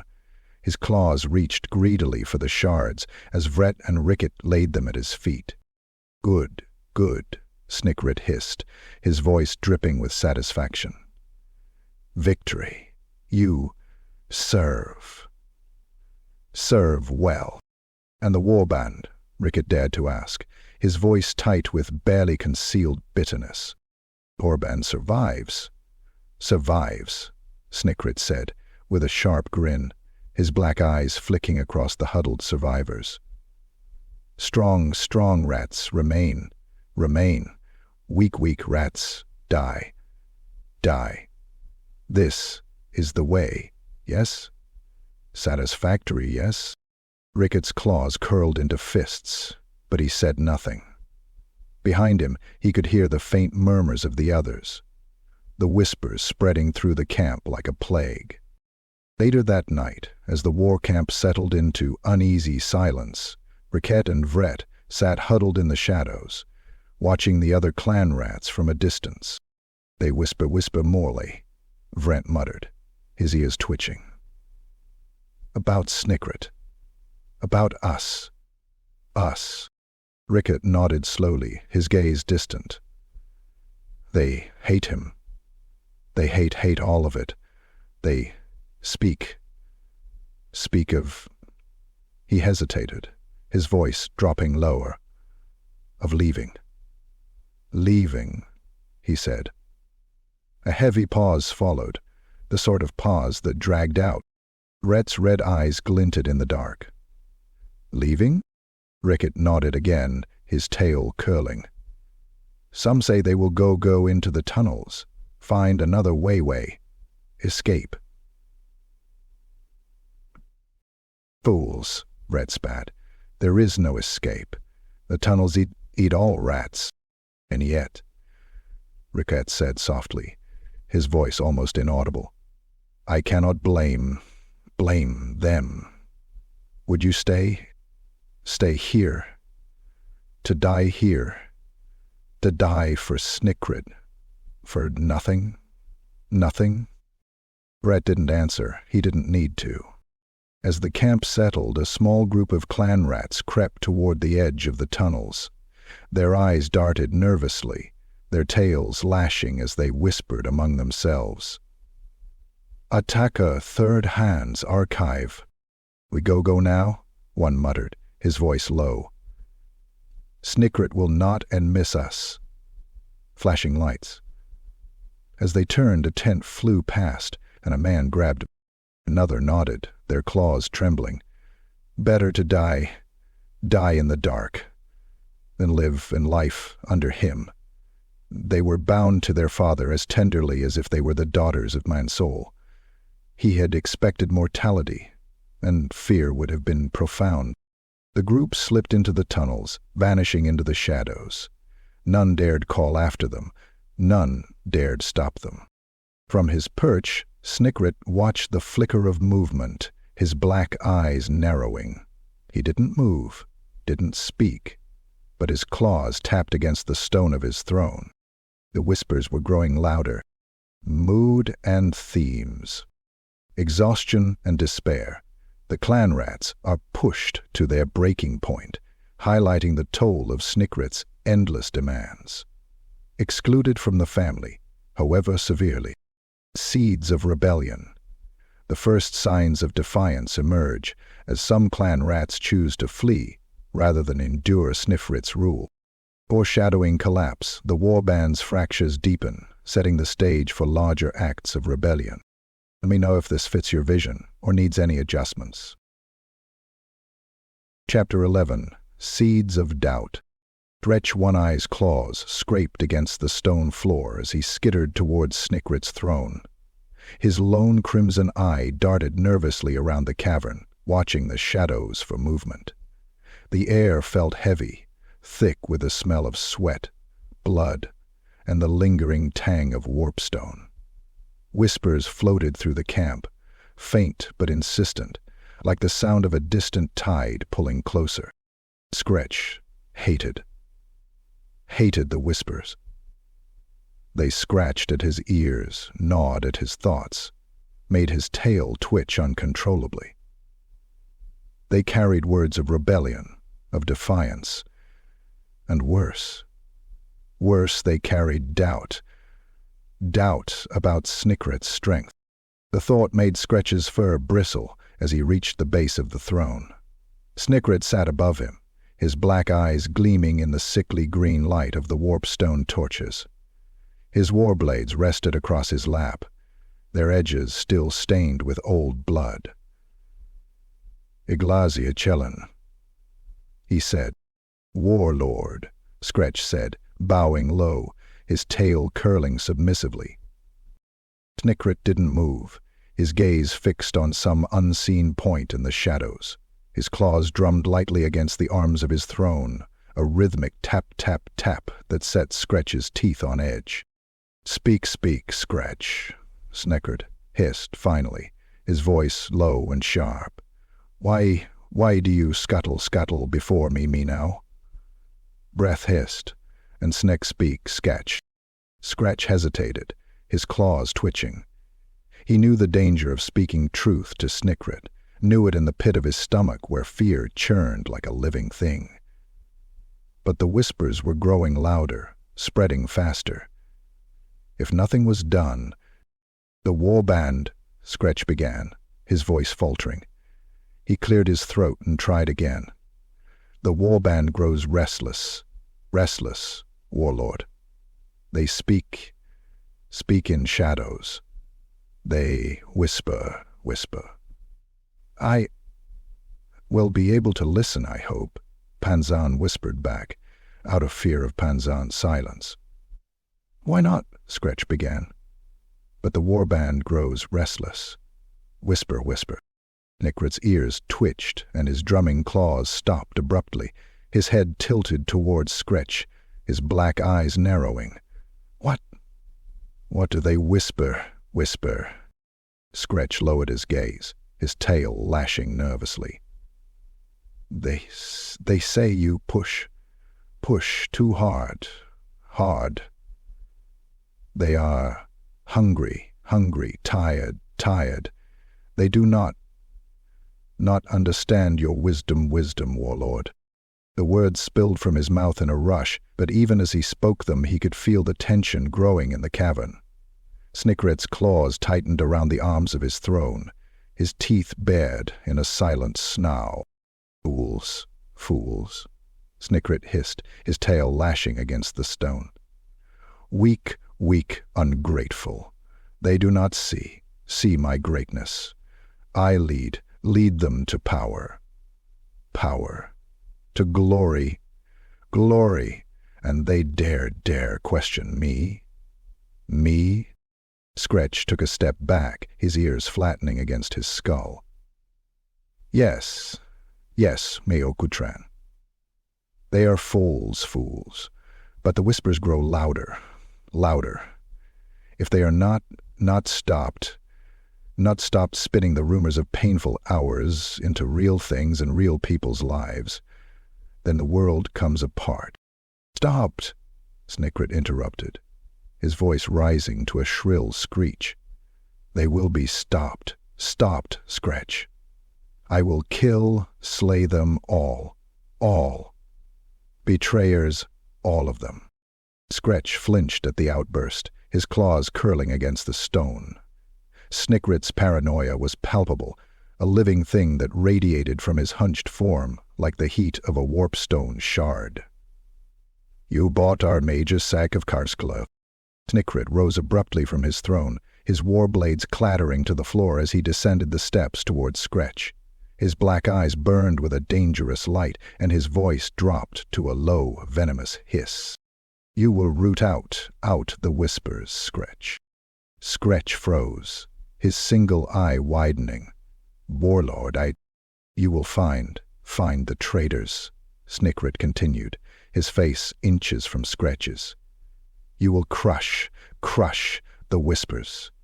Bring them to Meanie, and I will show the warband what happens to those who plot against me." Skretch swallowed hard, his tail trembling. Yes, warlord. I will do as you command." "Command?" Snikrit leaned back, a cruel grin spreading across his face. Good. You are loyal. Loyal, Skretch. Loyal rats live. Live. Remember that. As Skretch skittered away from the throne, his mind raced. He had seen the madness in Snikrit's eyes, the way his paranoia twisted his thoughts into knots of suspicion. The warlord trusted no one, not even Skretch himself. How could the light betray someone so ill-deserving of himself? Skretch's claws trembled as he moved through the camp. His ears pricked for the faint whispers that lingered in the shadows. He would root out the traitors, yes, yes. He would bring them to Snikrit. But he couldn't help but wonder. Did he realize how fierce and responsive Saber had gotten?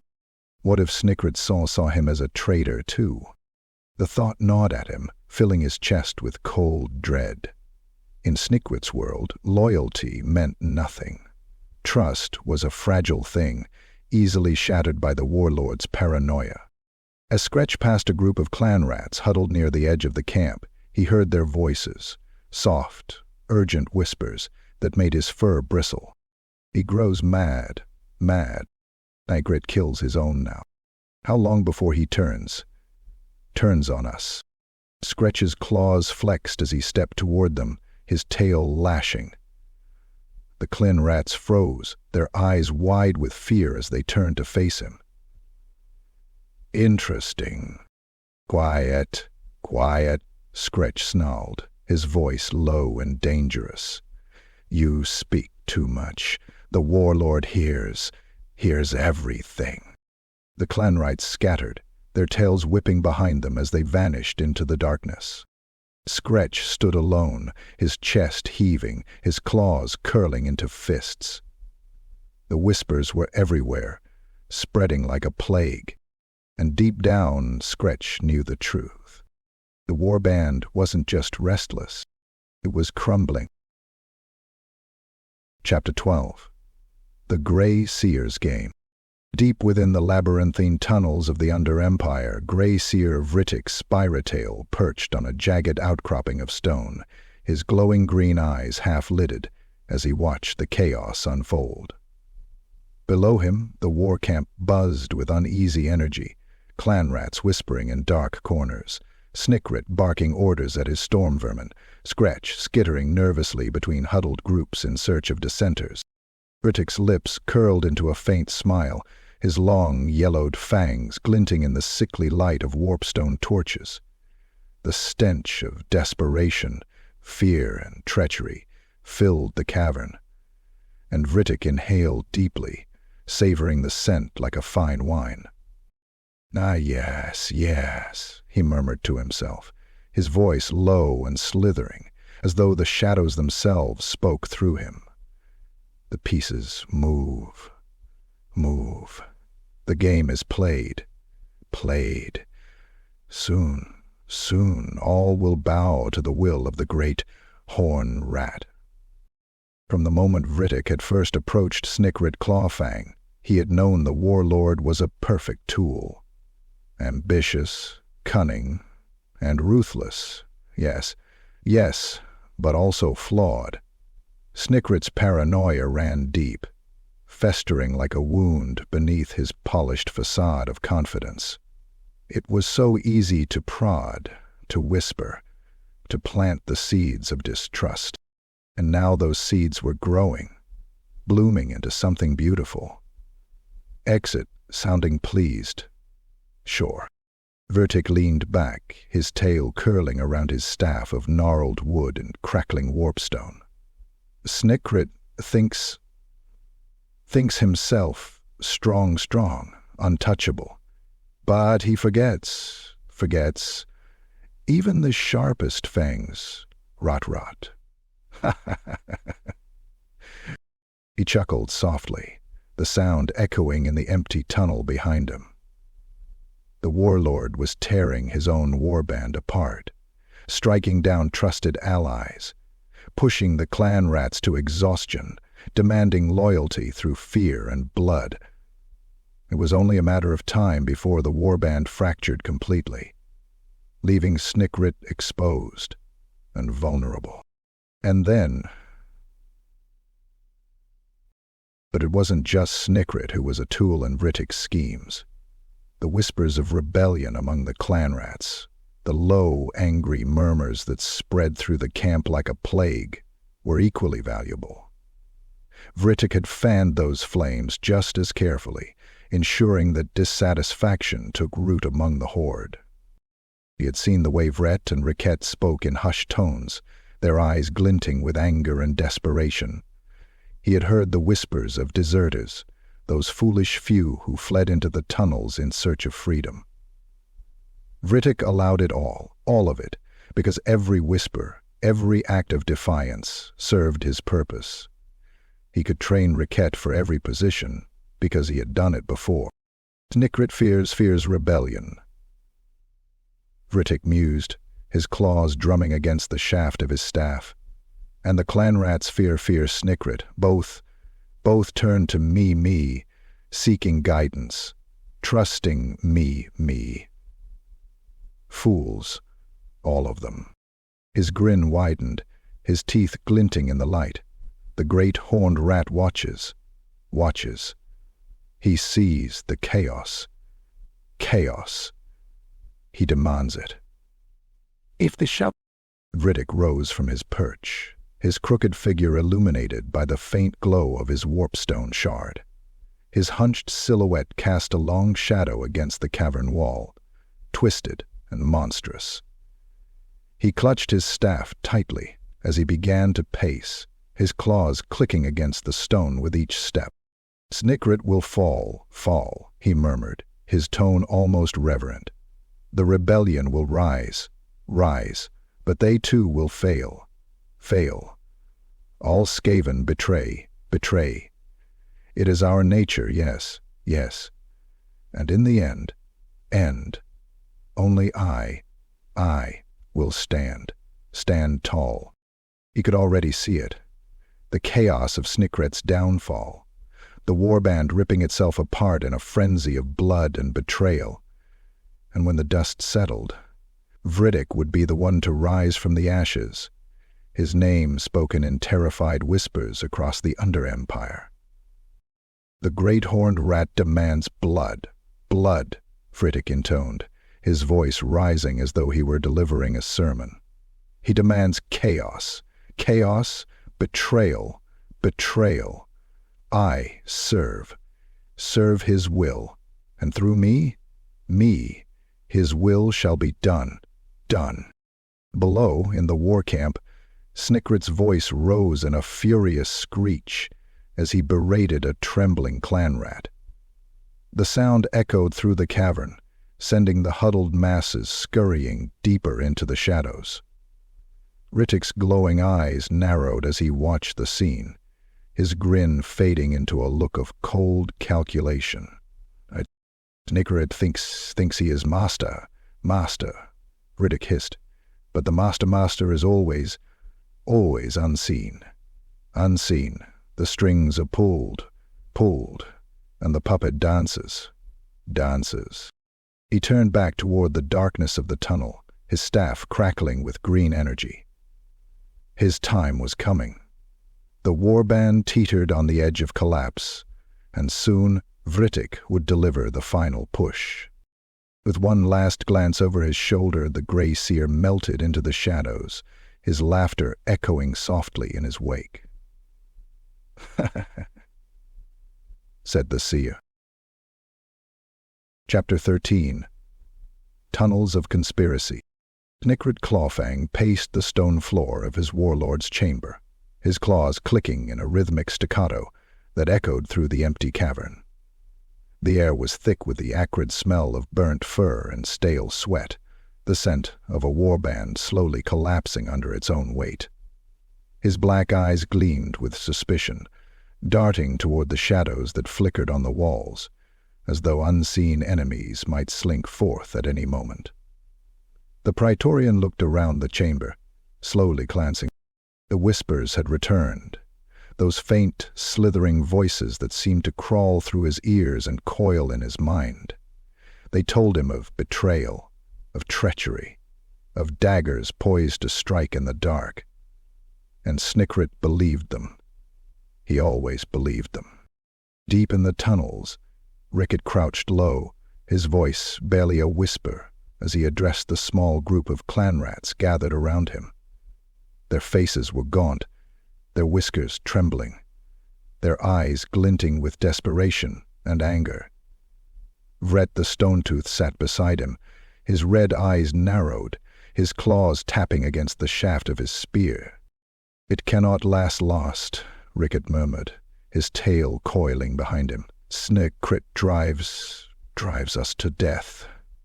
Death.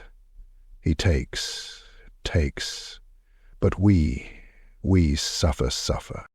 The clownrats nodded, their bodies huddled close together for warmth and safety. Around them, the tunnels stretched endlessly, their darkened walls pressing in like the ribs of a beast. Sigh grows mad. A young rat piped up, his voice trembling. "But what can we do?"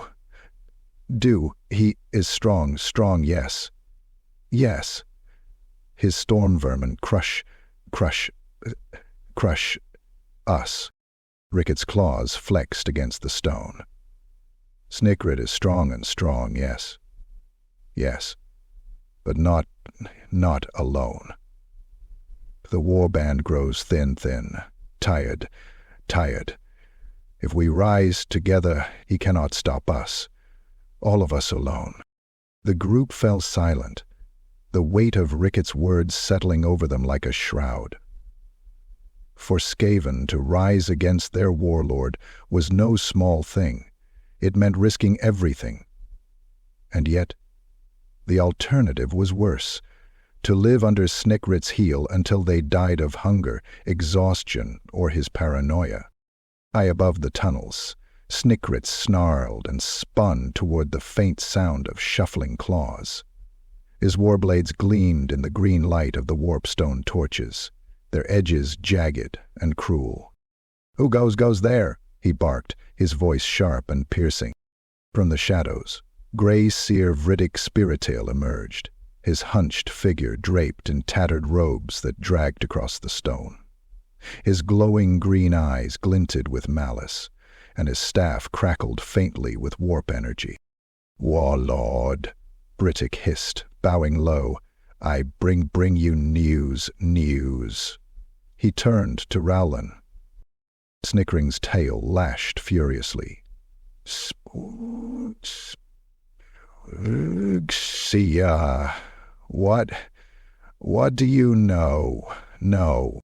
Vrittik's grin widened, revealing long, yellowed fangs. Whispered whispers in the dark side dark. "Your underlings plot against you. They meet in secret, scheming, seeming rebellion. Nikrit's fur bristled, his claws curling into fists.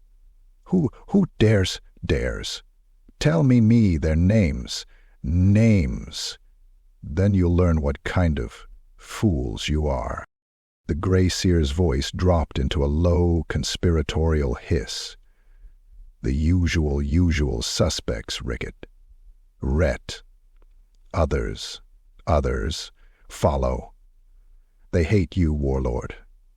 They do not understand your wisdom, your strength. Stand." Snikring's teeth ground together, his tail snapping against the stone. "Ungrateful fools. I give them victory.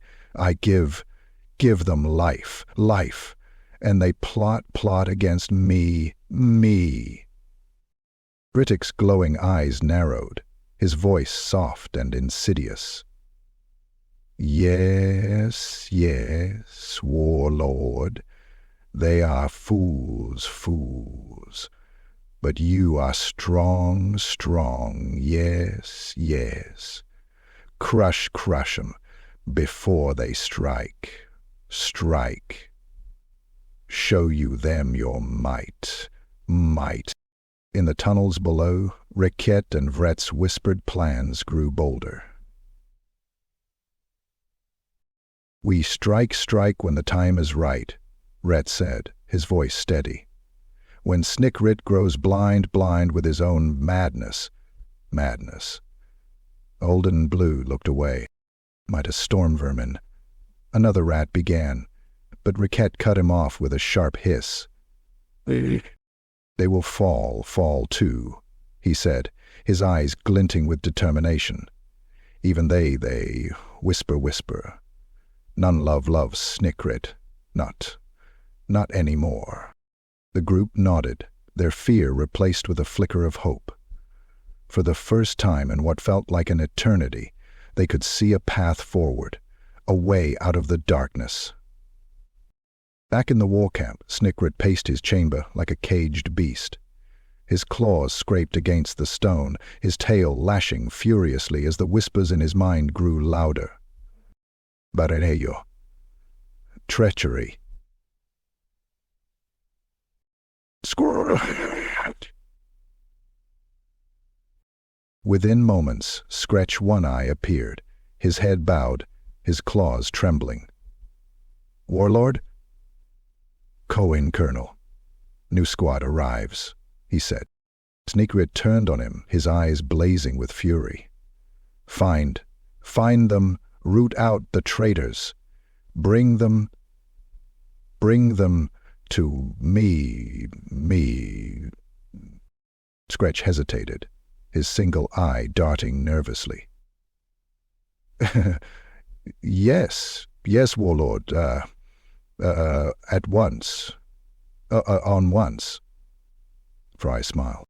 As Skretch scurried away, Snikrit slumped back onto his throne, his chest heaving. His claws drummed against the stone, a sharp rhythmic sound that echoed through the empty chamber. Finally, he turned towards Skretch, his eyes narrowing. He would find them. He would crush them. And when he was done, there would be no more whispers, only silence. Chapter 14. Ghosts of the Past. Chapter 14. The cavern was cold, colder than Snikrit had ever felt it before. A strange, biting chill seeped into his fur, clawing at his skin and curling into his bones. He sat alone atop his throne of warped stone and broken bones, the warpstone torches flickering weakly. Their sickly green light seemed dimmer than usual, casting long shadows that swayed and twisted like living things across the jagged walls. Snikrit's tail lashed against the stone floor, the sound sharp and jarring in the silence. The camp outside was quiet, too quiet. No whispers, no murmurs, not even the faint scuttle of claws. He was alone. "Where are they, hey?" he muttered, his claws drumming nervously on the arms of his throne. Cowards. Hiding from me. His own voice echoed back at him, warped and distant. His ears twitched, straining for any sound, any movement. But there was nothing, only the oppressive silence and the faint crackle of the torches. Then he heard it, a whisper. "Traitor." Snikrit's ears shot upright and his fur bristled. His claws gripped his war blades tightly as his black eyes darted around the cavern. "No," Crete said. "Oh, is there?" he snarled, his voice rising. "Show yourself." "Self." The shadows seemed to ripple in response, stretching and shifting along the walls. Slowly, a shape began to emerge, faint at first, then clearer, sharper. It was Skrin Bladepaw, his throat gaping open where Snikrit's own blades had slashed him. Blood dripped from the wound, staining his fur and pooling at his feet. Though he stood unnaturally still, his red eyes locked on Snikrit. "Why?" Skrin rasped, his voice hollow and wet, as though it gurgled up from his torn throat. "I served you, Snikrit. I was loyal. Loyal. Snikrit's claws clenched tighter around his blades, his chest heaving. No, no, you betrayed me. Me. I saw it. You plotted. Skrin took a slow, shuddering step forward, his bloodied paws dragging across the stone. Lies. You killed me for nothing. Snickering backed away, his tail lashing wildly, his heart pounding like a war drum. No, you lie. I had to. Another voice echoed through the cavern, this one high-pitched and trembling. Warlord, why leave us? Why let us die? Die. Snikrit turned sharply. And his breath caught in his throat. It was one of the deserters, their fur patchy and singed, their claws still blackened from the fire traps that had consumed them. They stood hunched, their eyes wide with fear and accusation. Execute them. Now, said Chen, pointing a knife. We fled because we had to, yes. But you did not call us back. You let the tunnels take us. Not my fault, Snikrit screeched, his war blades raised defensively. You left. You are weak. The weak die. The ghostly figures stepped closer, their forms flickering and distorted, like reflections in rippling water. Another figure appeared from the shadows, Cracktail Rottooth. Snikrit's first kill. The rival warlord's broad, hulking frame loomed over Snikrit, his sneering teeth twisted into a grotesque grin. Blood dripped from his cracked armor, his warped claws clinking against the stone. You rise over my corpse, Snickeret, Cracktail growled, his voice a guttural rumble. You think you win? All Skaven betray. Your time will come. Come. Stoop. He did not lift his head to see. Snikrit stumbled backward, his claw slipping on the slick stone. His war blades clattered to the ground as he clutched his head, his eyes darting wildly between the apparitions. Snikrit turned to her with astonishing strength, stumbling over the crushed and broken pieces of gear to climb onto his back. No, I am strong, he shrieked, his voice cracking. I kill because I must. I lead because I am strong, stronger than all of you. But the ghosts only pressed closer, their voices rising into a cacophony of accusations. Traitor, betrayer, murderer. Insult to injury, anger and loss of morality. Snikrit collapsed to his knees, his claws tearing at his ears as the whispers swelled into a deafening roar. The shadows on the walls seemed to twist and writhe, their forms mocking and taunting him. His own voice rose in a desperate screech. No, stop! I did what I had to. But the ghosts did not stop. Skrin's bloodied face loomed before him, his eyes burning with hatred. You will fall, Snikrit Clawfang, Skrin hissed, just like all the others. The shadows wait for you. Jang, the AD said. When Snikrit finally opened his eyes, the cavern was empty. The ghosts were gone, the shadows still, and the warpstone torches burned as they always had. But the whispers remained, faint and insidious, coiling around his thoughts like serpents.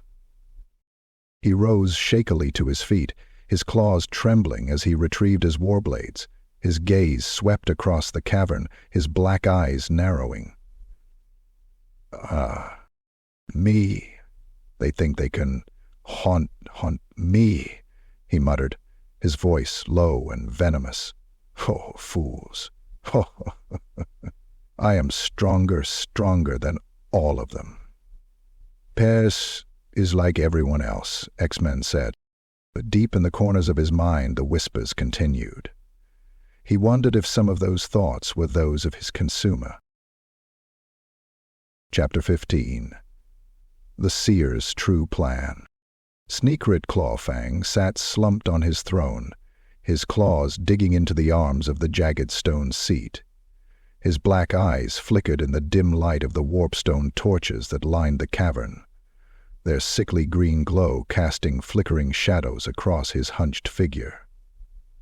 Around him, the war camp was silent, deathly still, as though the very walls were holding their breath. The people kept pace with a small band of men. They just couldn't believe what they were seeing.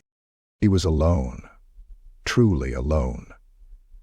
His storm vermin were scattered, his clan rats broken, and the whispers... Oh, the whispers were louder than ever. They scratched at the edges of his mind, accusing, mocking, taunting. "Bulls, all of them," Snikrit muttered under his breath, his tail lashing against the stone floor. "They betray me because they are weak. I am strong. I rise above them all." But even as he spoke the words, they rang hollow in his ears. His claws trembled against the stone, his chest heaving with shallow breaths. The shadows around him seemed to move, to twist and writhe, and in their depths he thought he saw eyes, hundreds of glowing green eyes, watching, waiting. "Gaze and show yourself," Snikrit snarled, his voice cracking as he leapt to his feet. His war blades gleamed in the torchlight as he brandished them, his gaze darting around the cavern. Come out, cowards, come!" The shadows rippled, and from their depths, Grey Seer Vrittik Spiretail emerged. Spiretail. The seer's hunched figure seemed taller now, more imposing, as though he had grown in stature while Snikrit shrank. His ragged robes billowed around him, and his staff of crackling warpstone pulsed with a light that seemed to dim the torches. His glowing green eyes fixed on Snikrit with a piercing intensity, and his lips curled into a cruel smile. "Warlord Snikrit," Vrittik rasped, his voice slithering through the air like a serpent. "You seem troubled. The weight of power weighs heavy, does it not?" "Not." Snickering's fur bristled, his war blades trembling in his claws. Where have you been, Seer? You leave me to fight alone? My warband crumbles. Vrittik's grin widened, his fangs gleaming in the green light. Your warband crumbles because you have made it so, warlord. You strike your allies, you drive your horde to death. All as it should be. Snikrit froze, his breath catching in his throat. What do you mean? You said I would rise. You promised me power, and shied the hat over her eyes.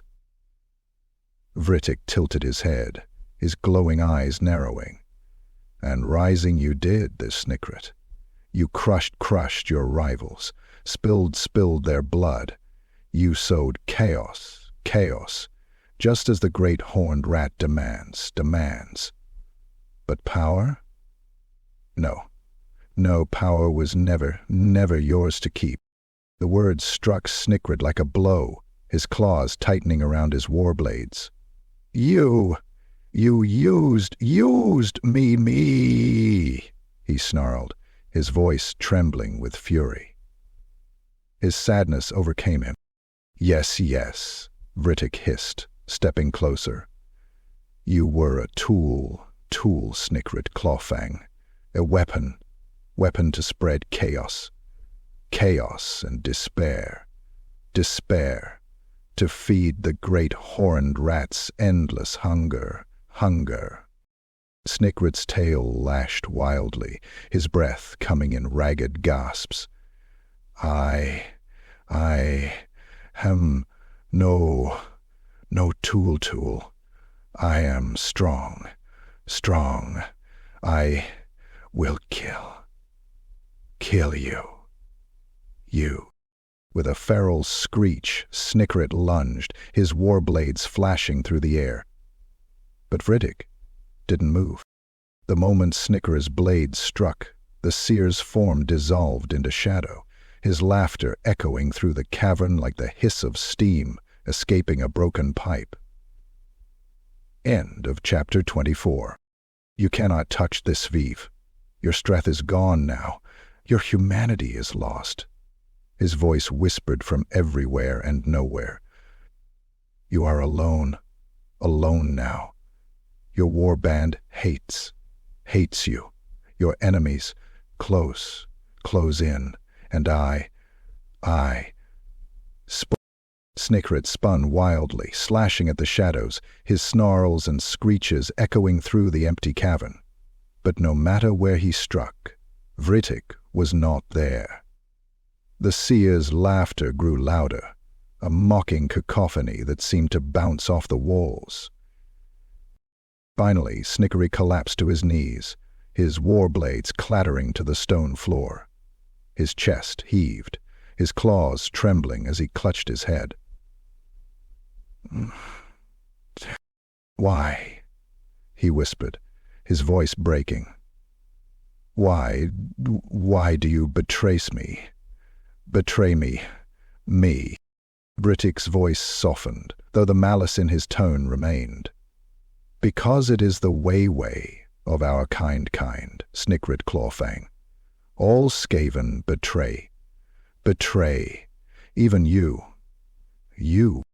As the last echoes of Vrittik's laughter faded, the cavern grew silent once more. The warp stone torches flickered weakly, casting faint shadows that no longer writhed or shifted.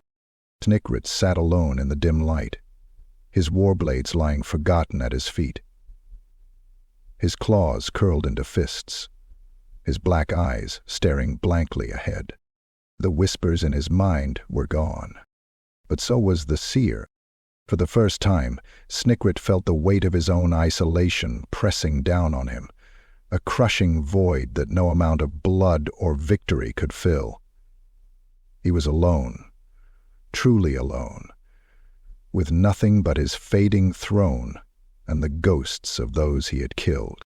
And in the silence, Snikrit Clawfang laughed, a hollow, broken sound that echoed through the empty cavern like the death rattle of a dying beast. Chapter 16. The Betrayal unfolds. The air in the stronghold was thick with the stench of fear and betrayal. Snikrit Clawfang paced the cavernous throne room, his claws scraping against the jagged stone floor. The warp stone torches sputtered weakly, casting flickering green light across the walls and making the shadows dance like mocking specters. His warband was restless. The whispers had grown louder, more insistent, no longer confined to the corners of the camp. They buzzed in his ears, gnawing at his sanity. Traitors, Snikrit muttered, his tail lashing against the floor. Ungrateful, weak fools. They do not see my strength. He stopped in his tracks, his black eyes darting toward the tunnel entrance as a faint sound reached his ears. A rhythmic, steady pounding, like the march of countless claws on stone. His fur bristled, and his claws flexed instinctively. "They come," he hissed to himself, his voice trembling with both anger and unease. "They dare rise against me. The pounding grew louder, and soon distant voices echoed through the tunnels, sharp, angry squeals and chants. that sent a chill racing down Snikrit's spine. Death to Snikrit. No more hunger-starved. Down with the false warlord. Snikrit snarled, his claws curling tighter around the hilts of his warblades. So, they think they can kill, slay me. Let them try. He turned toward the few remaining storm vermin who still lingered in the room, their eyes wide with fear, their paws gripping their weapons uncertainly. Ready yourselves. Fight for your warlord. The storm vermin exchanged hesitant glances, their tails twitching nervously. Snikrit growled, baring his yellowed fangs. Cowards! You serve me! Fight, or I will slay you myself. Karva chuckled. The first of the traitors spilled into the stronghold moments later, a ragged horde of clan rats, their eyes burning with desperation and fury. At their head was Vret, the Stone-Tooth, his crooked spear held high, his scarred muzzle twisted into a snarl. Beside him, Ricket, wielding a chipped blade, chittered encouragement to the horde. When the tide turns, the Shadow Master. There he is, Vret shouted, pointing his spear towards Snikrit's throne. Kill, slay him, take his head. The warband surged forward with a deafening screech, their claws scraping against the stone as they charged. The storm vermin rushed to intercept them, but their once fearsome discipline had crumbled. They fought half-heartedly, their strikes sluggish and uncertain. Snikrit watched from his throne, his fur bristling with rage. Fools! He shrieked, leaping down to the battlefield with his war blades gleaming in the torchlight. You dare challenge me? Me? I am your warlord. Snikrit threw himself into the fray, his blades a blur of jagged steel as he cut down the first traitors to approach him. His movements were wild, feral, driven by desperation and fury. Blood sprayed across the stone as his war blades tore through flesh and bone, his screeches rising above the din of battle. Blood! Die, traitors! He howled, his tail lashing as he spun and slashed. You are nothing. I am strong. But even as he fought, the tide of battle turned against him. The traitors were too many, their numbers overwhelming. For every rat Snikrit struck down, 3 more surged forward to take their place. His storm vermin fell one by one, their bodies dragged into the horde and torn apart by snapping teeth and slashing claws. The warlord's stronghold was collapsing, the rebellion consuming it from within. At the heart of the chaos, Snikrit's gaze locked onto Vret, who fought his way toward the throne with relentless determination. Their eyes met, and for a moment, time seemed to slow. You dare to challenge me? Snikrit snarled, his voice dripping with venom. Vret bared his teeth in a cruel grin. Your time is over, Snikrit. You are weak. The warband belongs to the strong strength. With a feral screech, Snikrit lunged at Vret, his war blades arcing toward the traitor's neck. Vret parried with his spear, the impact reverberating through the air as their weapons clashed. The 2 Skaven fought like beasts, their claws slashing, their teeth gnashing. Around them the battle raged on, the screams of the dying blending into a cacophony of chaos. Still, but Snikrit's strength was failing. He had fought too many battles, driven his body to the brink, and his warband's betrayal weighed heavily on him. His strikes grew slower, his movements less precise. Rhett saw the opening and struck. His spear drove into Snikrit's side, the jagged tip piercing through fur and flesh. Snikrit gasped, his war blades falling from his claws as he staggered backward, blood pooling at his feet. He clutched at the wound, his vision swimming as the world around him seemed to blur. "Knowledge," read the sword. Red loomed over him, his red eyes burning with triumph. You fall, Snikrit Clawfang," he spat, his voice thick with contempt. Just as all false warlords do."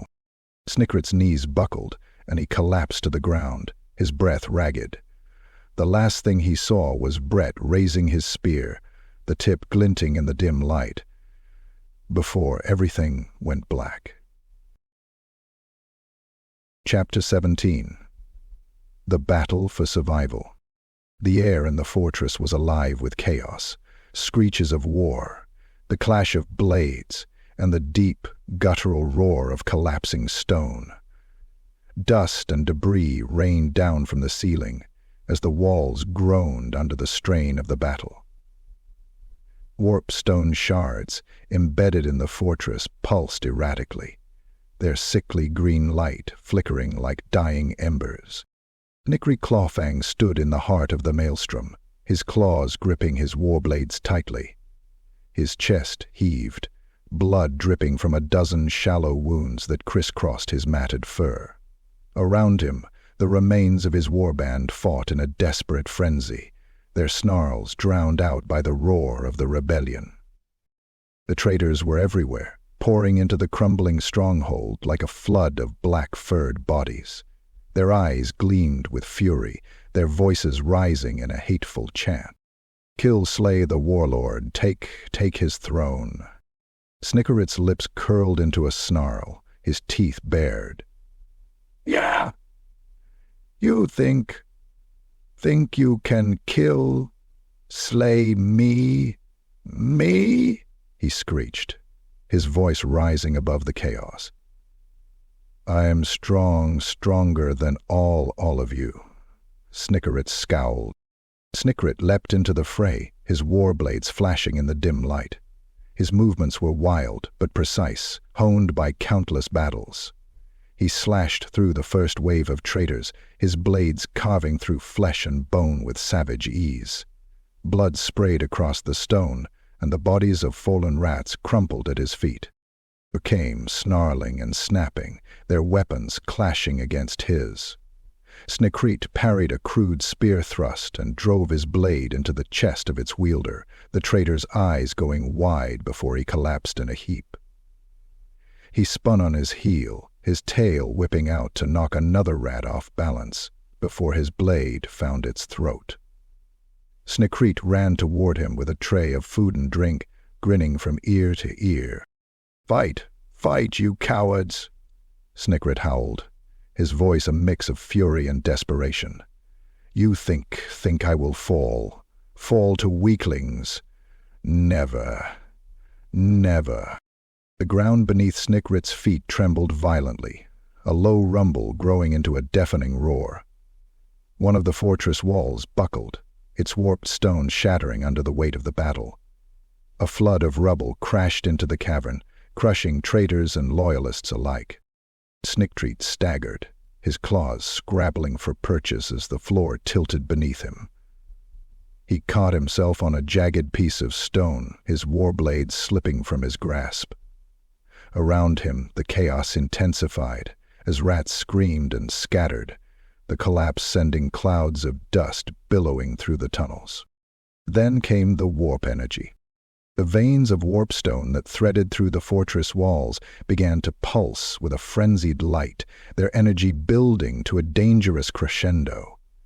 Green lightning crackled through the air, arcing from shard to shard, and the sickly glow illuminated the horror on the faces of those still fighting. Stop fighting," one of the traitors squealed, their voice rising in panic. "The warpstone, it will kill us all." But it was too late. Snikrit forced himself to his feet, his claws reaching instinctively for his fallen blades. The warp energy surged through the tunnels, the air growing thick with its acrid tang. It clawed at his fur, prickling his skin and filling his mind with a maddening hum. Around him, rats fell to their knees, clutching their heads as the warp energy overwhelmed them. Some collapsed entirely, their bodies convulsing as green light seeped from their eyes and mouths. Others fled, their screeches fading into the distance as they disappeared into the darkened tunnels. But Snikrit did not flee. He stood amidst the chaos, his eyes blazing with defiance. "I am warlord," he snarled, his voice hoarse but unyielding. "I do not fall. I do not break. He snapped his fingers. With a roar, he charged back into the fray, his claws tearing through the nearest traitor. He fought like a cornered beast, his every movement driven by raw instinct and the desperate will to survive. The warp energy surged around him, but he ignored it, his focus locked on the enemies before him. Come, he howled, his voice rising to a fever pitch. "Face me, Mia al-Zabni, if you dare." "Dare," murmured. The fortress continued to collapse, the tunnels groaning under the strain of the warp energy. More walls gave way, sending cascades of stone tumbling into the cavern. The warpstone veins pulsed brighter and brighter, their energy reaching a breaking point. Snikrit's movements grew sluggish, his body pushed beyond its limits, his vision blurred, the edges darkening as exhaustion clawed at him, but still he fought. His claws slick with blood, his mind consumed by a singular thought. "NCKFP?" Kalim asked, the same words as previous. Divide. As the last of the walls crumbled, a deafening explosion of warp energy erupted through the cavern, blinding green light, swallowing everything in its path. Snikrit felt the force of it slam into him, hurling him backward into the rubble. He hit the ground hard, the air driven from his lungs as the light faded into darkness. For a moment, there was silence. Then, faintly, the sound of claws scraping against stone. "Oh!" Snikrit groaned, his body screaming in protest as he forced himself to move. He opened his eyes to find himself lying amidst the ruins of his stronghold, the once mighty fortress reduced to a smoldering wasteland. The air was thick with dust and the acrid stench of burnt warpstone. He was alive. The traitors were gone, scattered or dead, but so was his warband, so was his throne. Snikrit dragged himself to his knees, his claws digging into the rubble. His chest heaved with shallow breaths, his black eyes flickering with a faint, dim light. "He lived live?" he rasped, his voice barely audible. "I survive. But as he stared out over the ruins, the weight of his isolation pressed down on him. He was alone, truly, utterly alone. And in the silence, the whispers returned. Chapter 18. The Vermin Throne Falls. The ruins of the once mighty fortress lay silent, save for the faint crackle of green-tinged flames, licking at the jagged edges of broken stone. Snikrit Clawfang staggered through the wreckage, his war blades dragging uselessly at his sides. His black eyes flicked wildly from shadow to shadow, every twitch of the crumbling walls sending fresh waves of paranoia through his battered mind. Everyone watched as the Tower of Gloom rose up a fraction higher. Shrill screams. Blood oozed from a deep wound in his side, staining the matted fur of his abdomen and pooling on the shattered ground beneath his feet. Each step sent a searing jolt of pain through his body, but he pushed forward, his claws digging into the stone as he climbed the rubble. I am Snikrit Clawfang, he rasped, his voice barely more than a whisper. I do not fall. I do not die. It.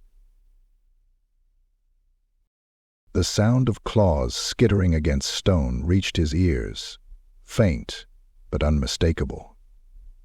Snikrit froze, his breath hitching as his gaze darted toward the source of the noise. Shapes moved in the shadows, their glowing red eyes fixed on him with predatory intent.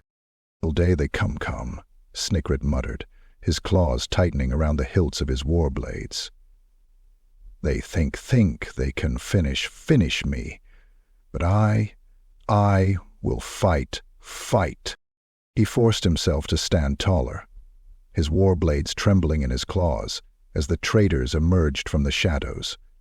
12, then 24, clan rats, storm vermin, and deserters who had once served under his rule. Their faces were twisted with anger and triumph, their voices rising in a cacophony of jeers and taunts. At their head stood Vret the Stone-Tooth, his scarred muzzle pulled into a cruel grin. His spear glinted in the faint light of the warpstone flames, and his red eyes gleamed with victory.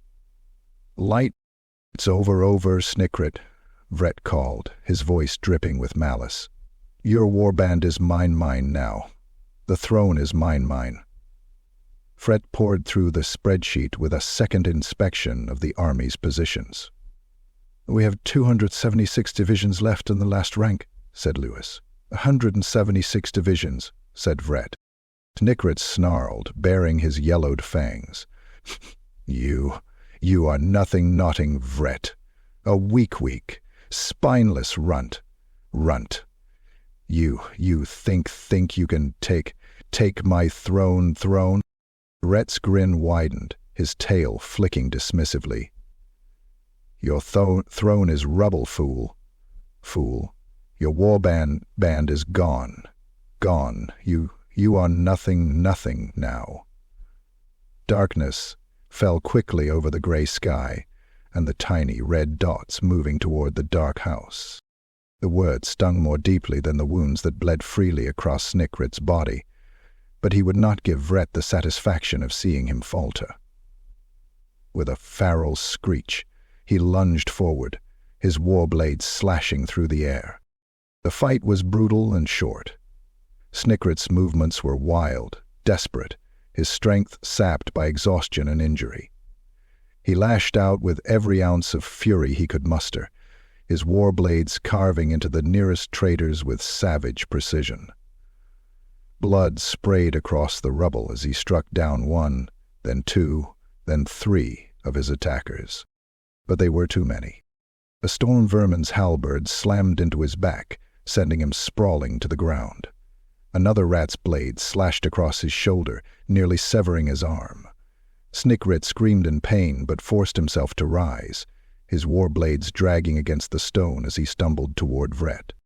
"I will kill, slay you, he roared, his voice hoarse and trembling. "And now it's over," he whispered.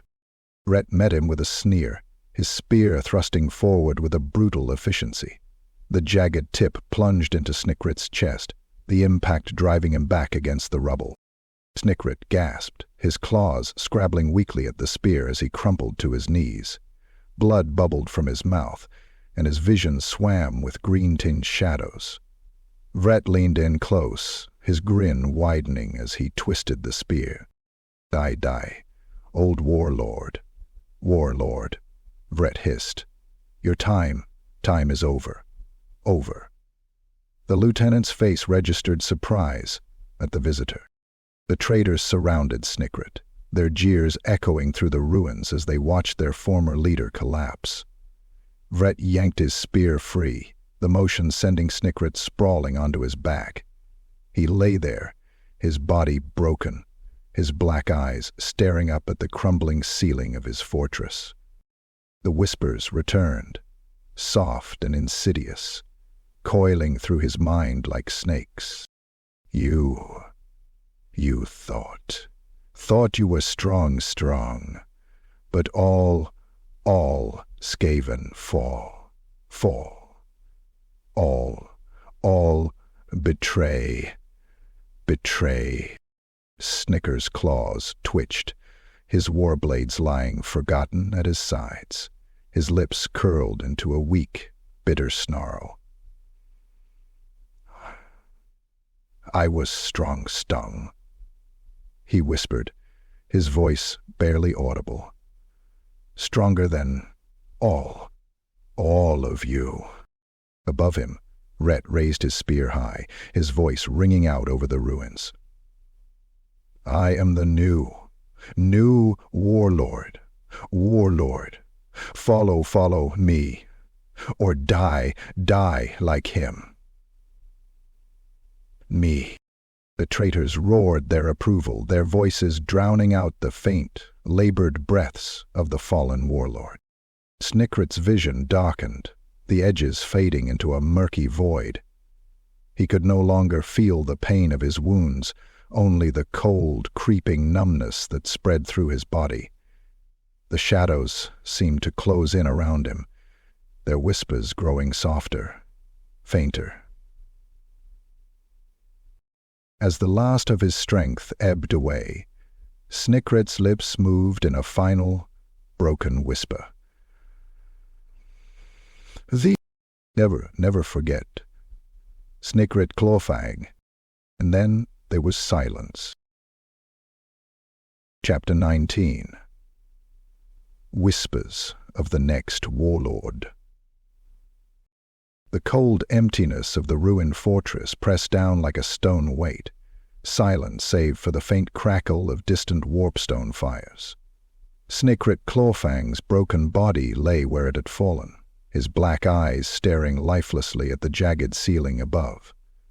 Around him, the crumbled remnants of his once great warband slinked into the shadows, lingering nervously.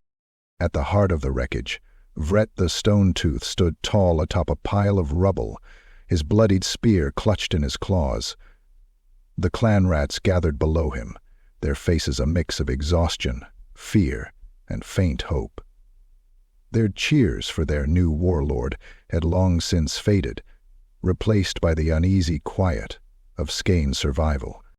Vret raised his clawed hand, his red eyes scanning the horde. "You ski now. Snikrit is dead," he shouted, his voice echoing through the cavern. I lead you now. Together, we will rise stronger. The can rats muttered among themselves, tails flicking, ears twitching. They had heard such promises before, from warlords who rose on the backs of corpses, only to fall in turn. But for now, they nodded and squeaked their approval. For now, they would follow. In the shadows beyond the light of the gathering, Vrittik Spiretail watched. The Grey Seer's hunched figure was barely visible, his tattered robes blending with the darkness. His glowing green eyes fixed on Vrit, unblinking, as his long claws drummed lightly against the shaft of his staff. Strong now, are you? Yosh, Vrittik murmured to himself, his voice low and sharp. You think they tame, you lead them. You think they terrorize, you think, you rule. Strong, thou dost, unmaced themselves with you. A faint, cruel smile crept across his lips as he stepped forward, his staff crackling with faint tendrils of warp energy. The horde fell silent as the seer's presence swept over them, the whispers of his name spreading through the ranks like a ripple through water. Brett stiffened, his tail snapping sharply against the ground. The seer chuckled softly, the sound like the scrape of claws on stone. Kneel skill. No, Warlord Vret. I come to speak. Speak. Vrittik's glowing eyes bore into Vret's, and for a moment the new warlord faltered. He felt the weight of the seer's gaze, the unspoken threat that lingered in every crackle of his staff. But Vret stood his ground, his claws gripping his spear tightly. What do you speak? Speak, seer, he asked, his voice low. Vrittik leaned closer, his voice dropping to a conspiratorial whisper that only Vret could hear. They whisper about you, yes. Yes, your strength. Strength? Your weakness.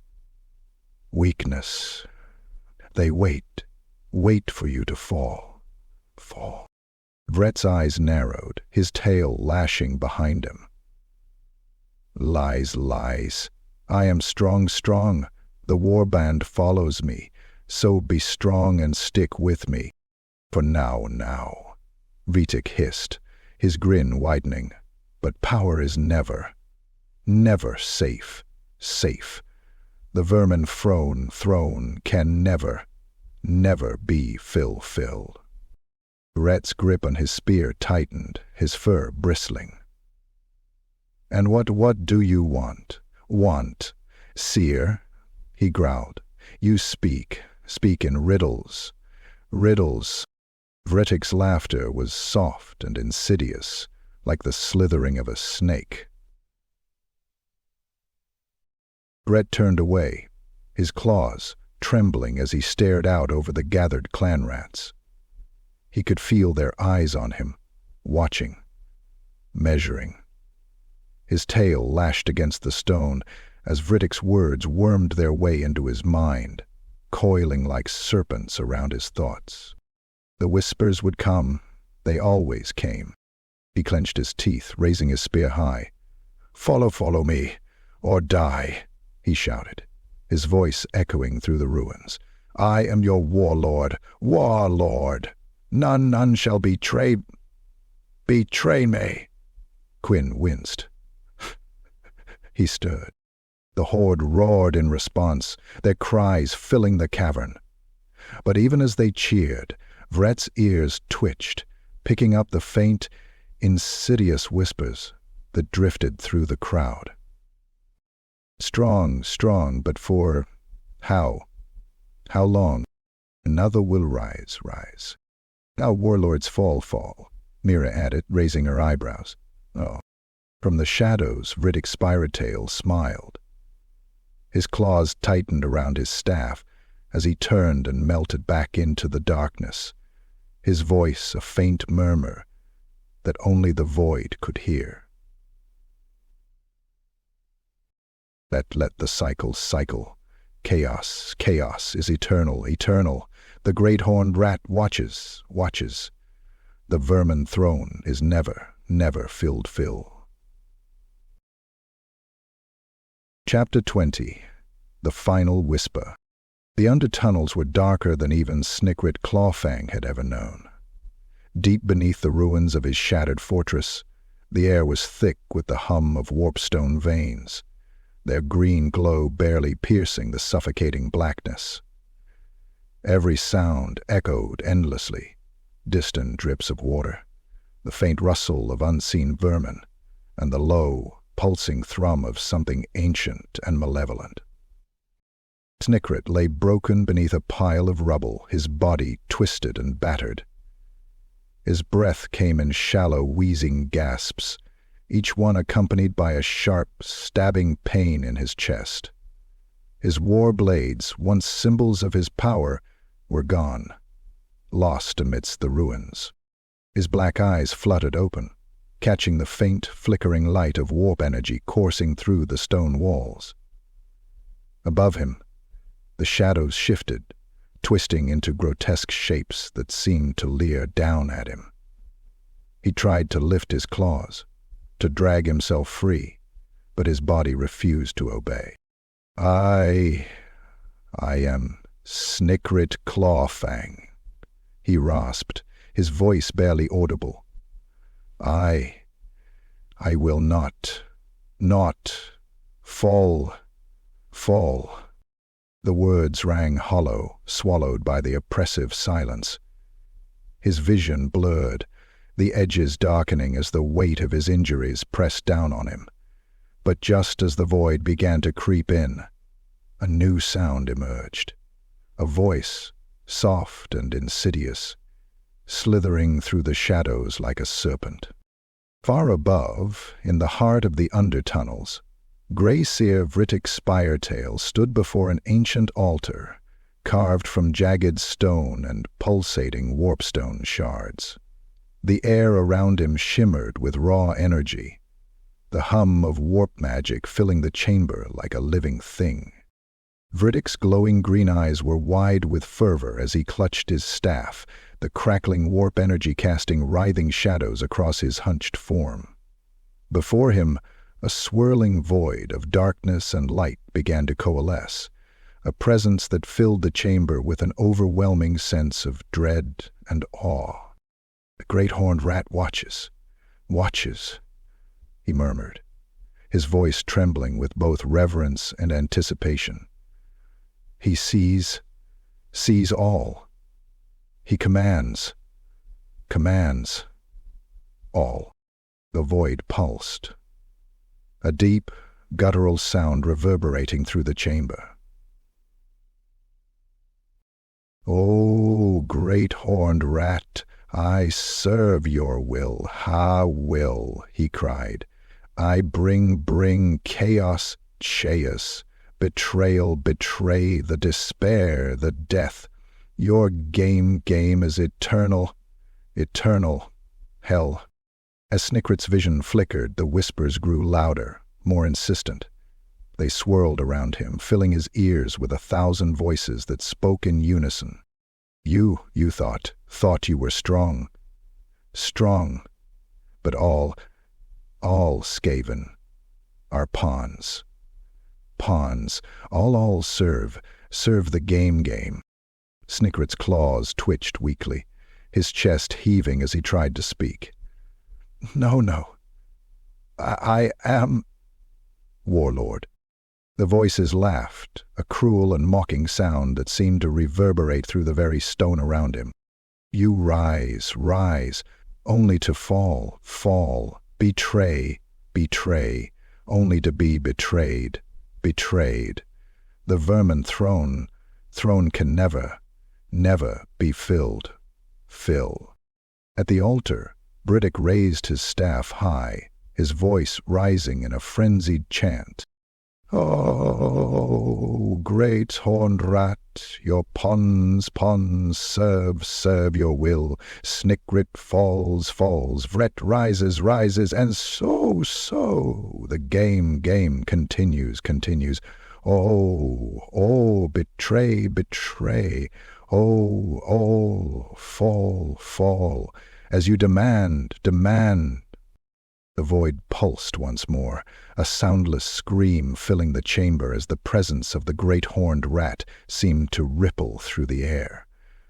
Vrittik's laughter joined the cacophony, his voice ringing out in exultation. Snikrit's broken body lay motionless beneath the rubble, the faint glow of warpstone flickering weakly across his twisted frame. The whispers began to fade, their mocking tone replaced by a cold, oppressive silence.